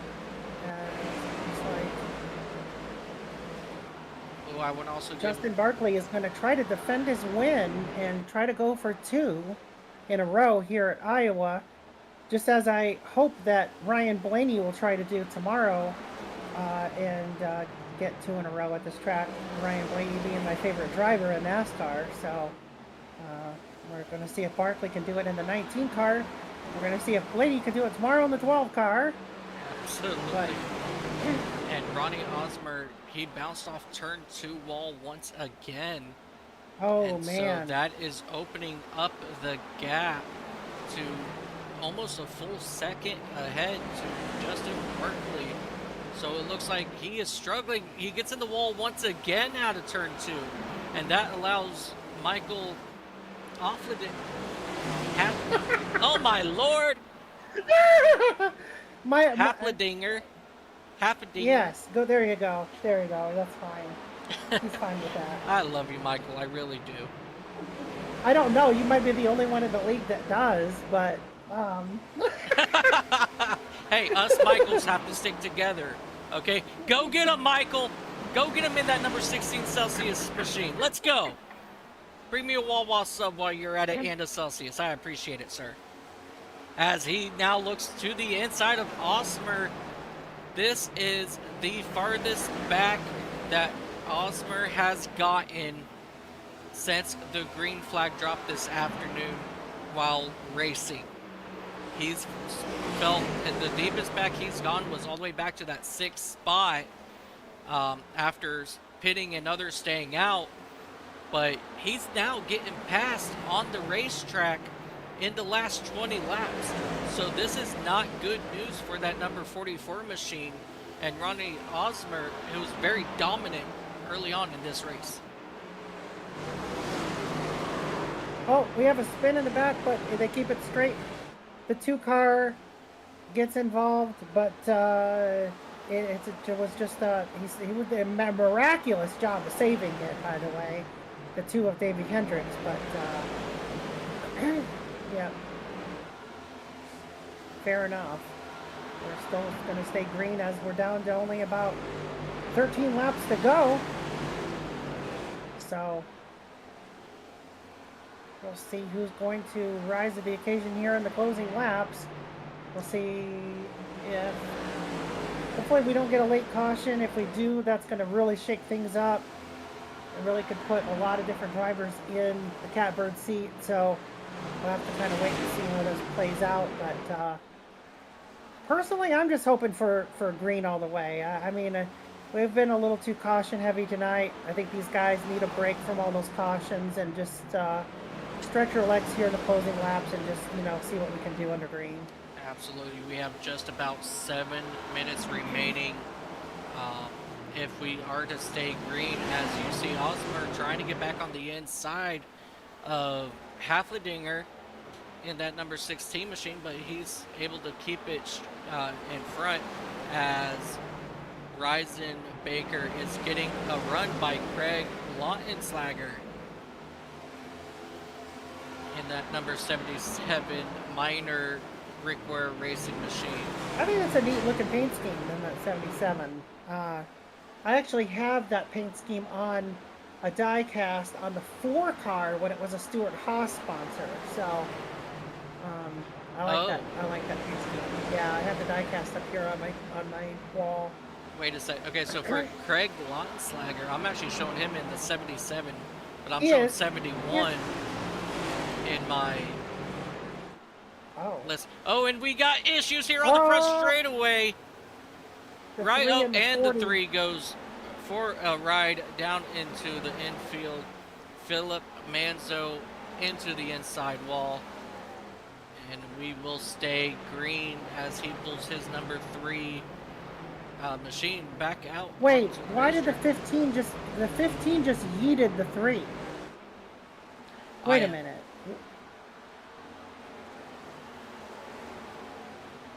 I will allow you to take a look Yeah. at that incident there as Michael Hafledinger is starting to pull away from Osmer, but Osmer is really trying hard now, diving further down into these corners as we get 10 to go this time by for race leader Justin Barkley and that number 19 Bass Pro Shop Toyota Camry. But the battle is on here for that second spot. But as I said, Craig, yeah, I'm showing Do I have him. the car number? Do I have the car numbers mixed up then on the overlays? I think so, yeah, because I'm showing that he's in the 71. I get those guys mixed up because they're friends, and yeah, and their car numbers are. Yep, and the 71 is Similar. showing the 77. So Craig is supposed to be in the 71, Correct. and Chris Bishop is supposed to be in the 77. Correct. And what is the overlay suggesting? The overlay is showing Craig in the number 71. But his race car says the 17 as he looks to get on the inside of Ronnie Osmer. And Ronnie Osmer is going to lose possibly another spot here with only 7 laps to go this time. And Osmer is trying to give it all he's got in the last 7 laps. He almost got to the back bumper of Hoflidason this last time out of turn number 4, and here comes the 77 of Lawton Slagger.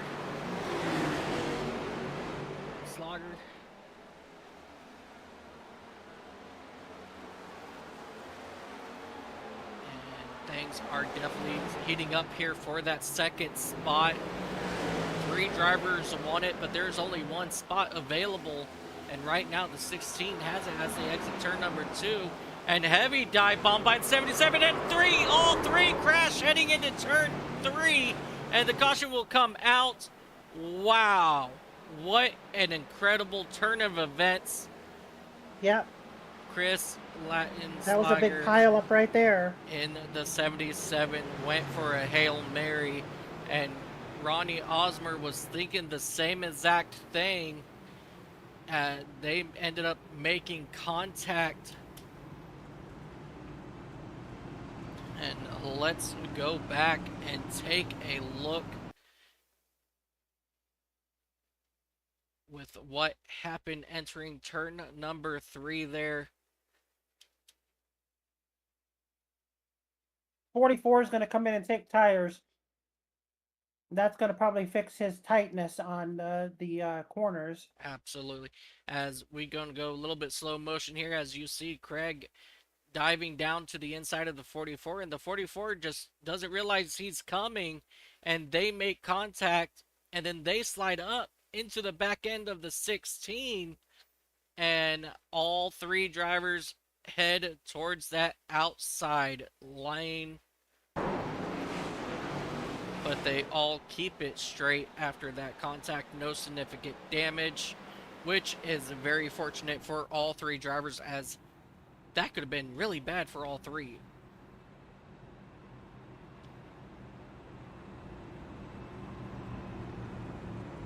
Yeah, that is. I believe It turned out to be better than it could have. absolutely. Race control, are we going to see a green-white checkered? Or will they be going green with just a couple laps to go? I really hope that we just stay green to the end here, but that's wishful thinking, and I think it's going to be a little too much wishful thinking. As they came to get the 3 to go this time by, and that just might switch us over into overtime possibly.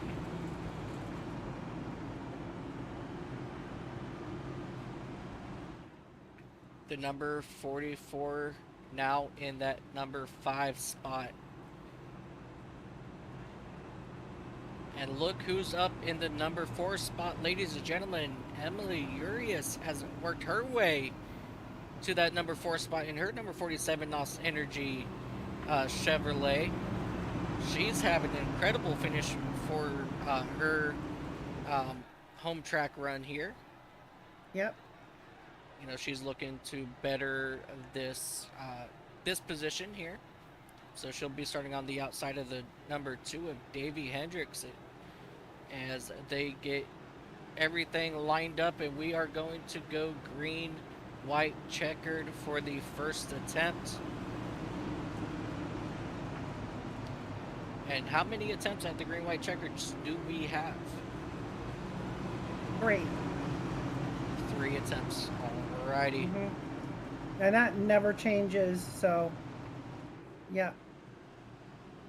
So green, white, checkered. If they see the white flag, then that will put an end to the race. We will not see another green flag.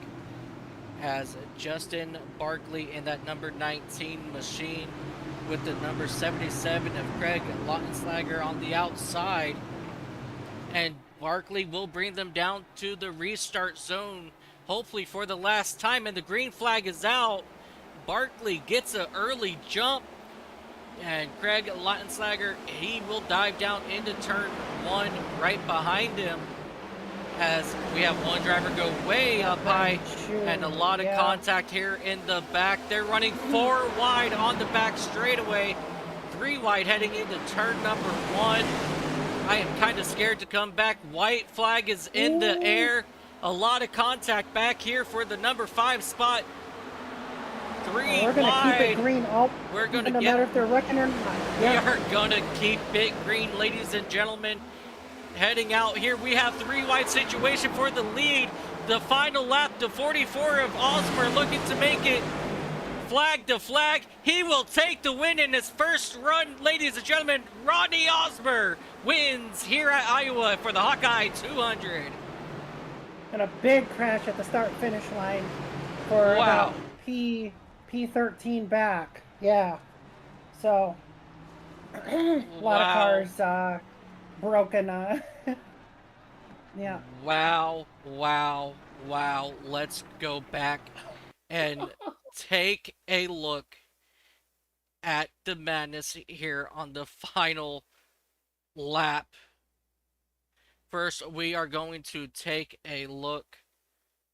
Oh, let's take a look at let's do the 45. I believe he might have been caught up here as they went 4 wide. The 2 gets turned. Oh no, that was all behind him. As you see 6, 7, 8 cars crash coming to the finish line. I don't know if I've ever seen the 44 car win a race. So this is JJ Yaley in victory lane isn't something we ever see in real life. So this is it's kind of fun and weird and you know, interesting all in the same bracket here as he burns it down here at Iowa over the ear of court in the start finish line area of the racetrack. So Wow. So yeah, as we just slow motion the last 2 laps here for Ronnie Osmer, what an incredible run for the rookie in his first ever race with the league, the iRacing Sim NASCAR Fever. Let me tell you what, this did give me a fever. I can't wait for next week. I can't wait for next week. And we just got the checkered flag. Yeah, I've got the NASCAR Fever all right. Well, let's see what we can do as far as post-race interviews that will liven things up even more, as we have a couple of drivers down here in the winner's circle. We'll go ahead and grab P3 right now, and P3 is none other than the closest driver that lives to me, Zach Phillips out of Adrian, Michigan. Zach Phillips, so subbing for Chris Otto tonight, RFK Racing borrowing a Trackhouse driver to drive their equipment today. Obviously, that equipment was pretty good for you. Are you maybe going to want to put in a resume and try to race over on the RFK team for next season or something? Obviously, the equipment was pretty good. I know that you had some issues there mid-race where you were off the pace here and there, but somehow you were able to package the deal together and get a top 3.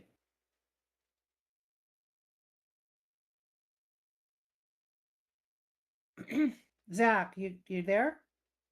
Yeah, sorry about that. Can you hear me? Yes. Yeah, I don't know, man. Something about them Fords. It's my first time in a Ford this season, and it felt pretty good.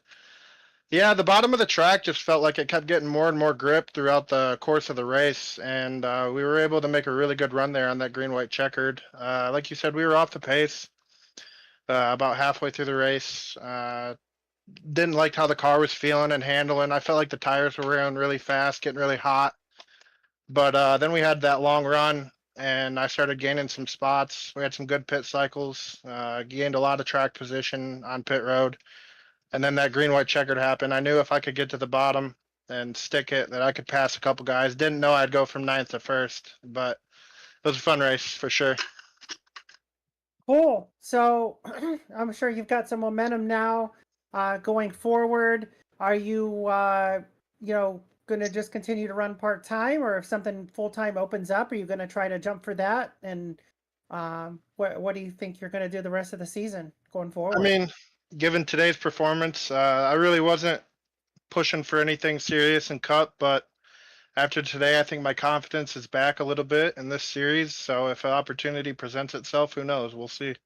I think there will be. That's why I'm asking. It is a Chevrolet, but we'll talk during the week and we'll see what happens. But I'll put you on the list, buddy.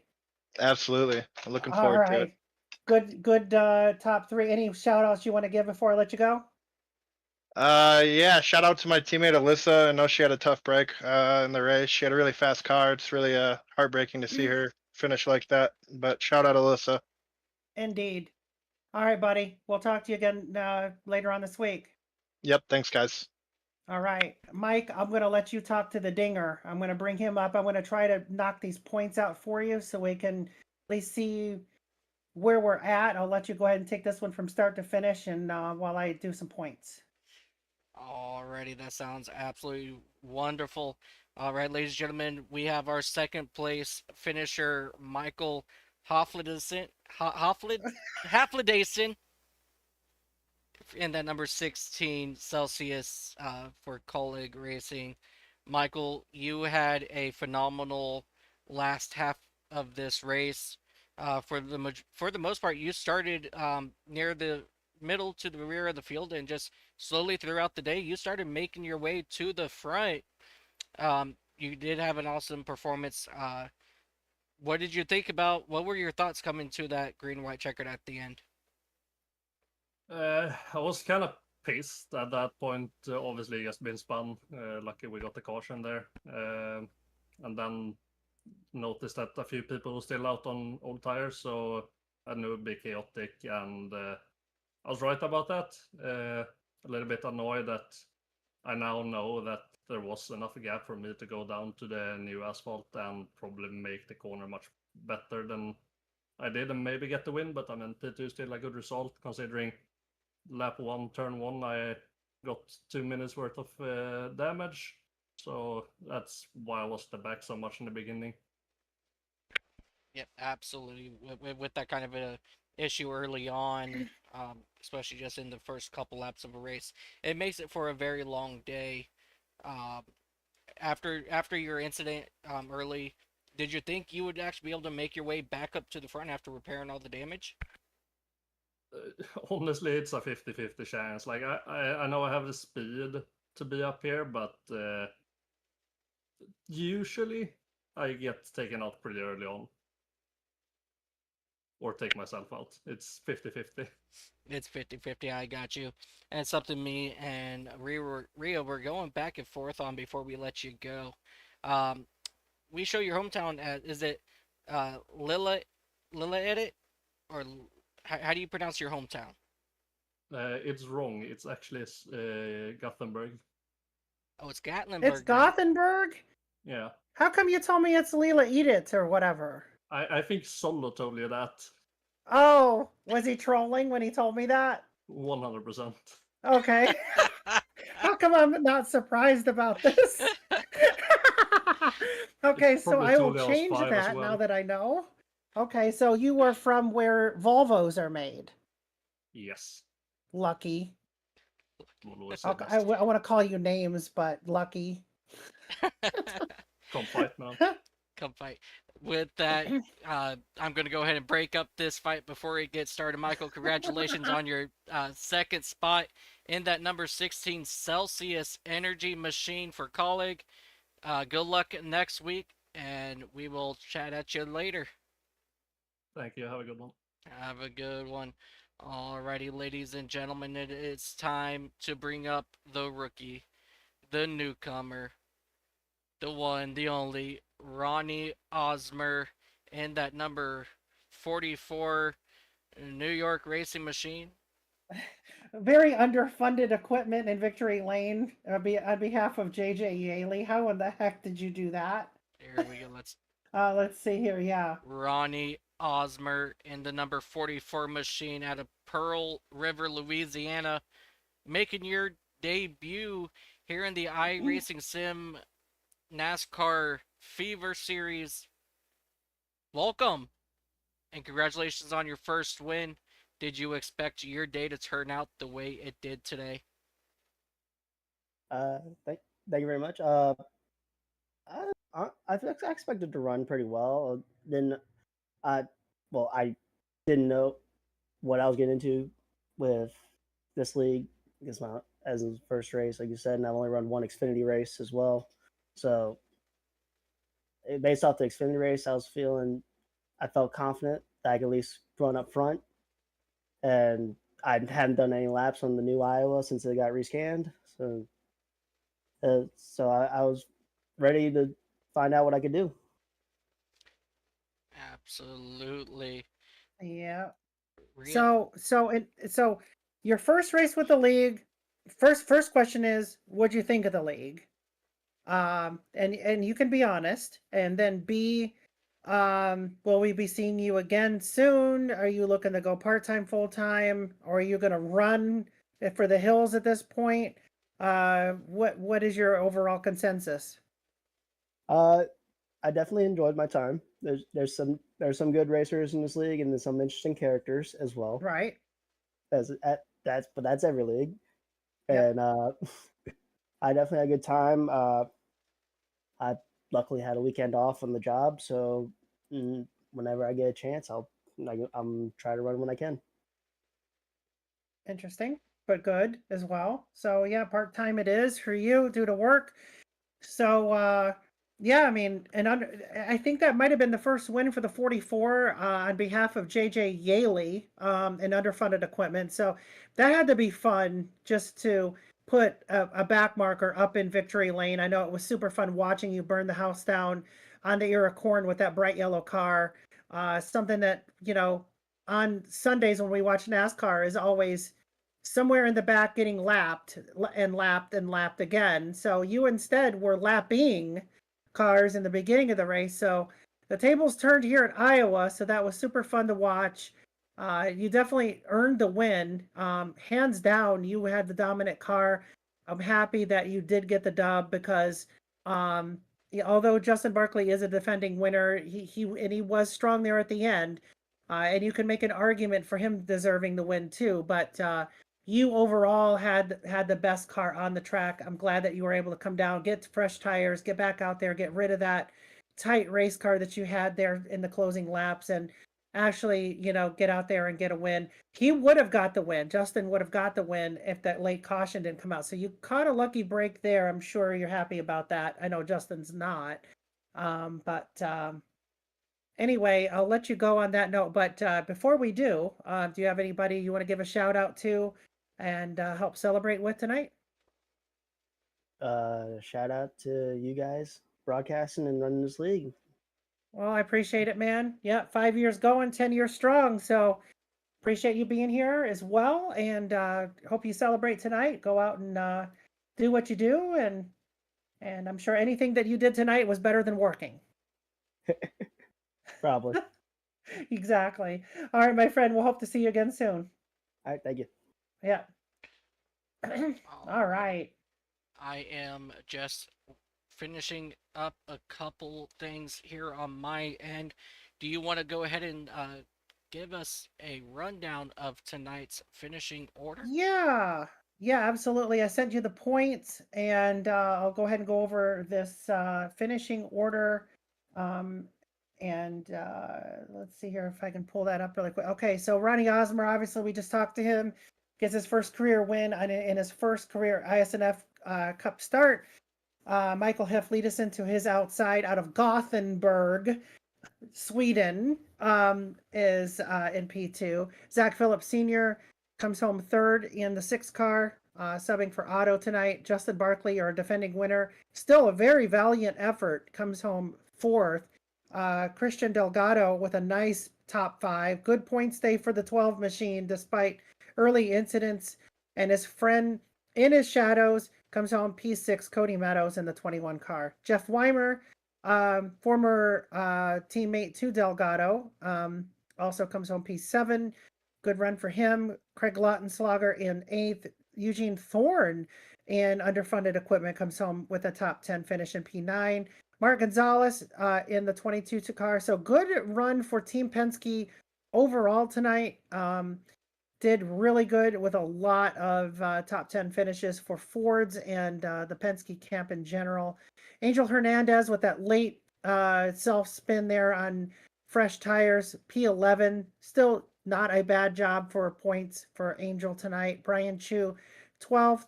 Chris Bishop comes home 13th. Emily Urias, our hometown hero, racing in her own backyard, 14th place. Not bad at all, Emily. Tony Fry, P15. Mike Iskandar comes home 16th. Franz Bretschneider, after a very, very active night, comes home 17th. And Ryzan Baker, who had a very dominant car at one point. We thought maybe he was going to contend for the win.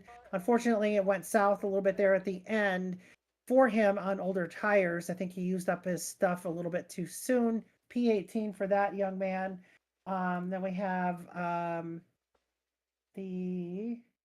trying to get through here to the next bunch. We've got Davey Hendricks coming home 19th in the 2 car. Wesley Riddle 20th. Philip Manzo comes home 21st.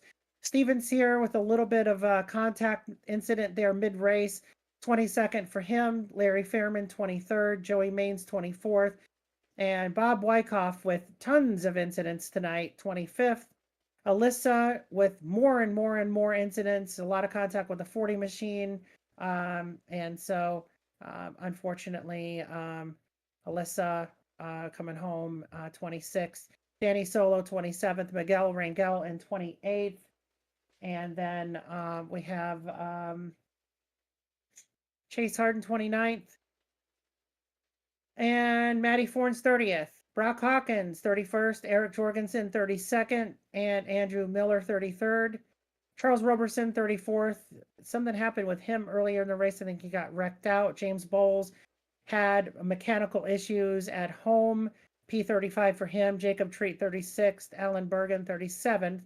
Michael Swervey Gervey P38. Shane Griffin, his team, campmate, I guess, 39th. Mike Simone 40th. Chris Van Maastricht with a family affair, 41st. And Brian Treadwell in last place, 42nd. So that rounds out your field here tonight at Iowa.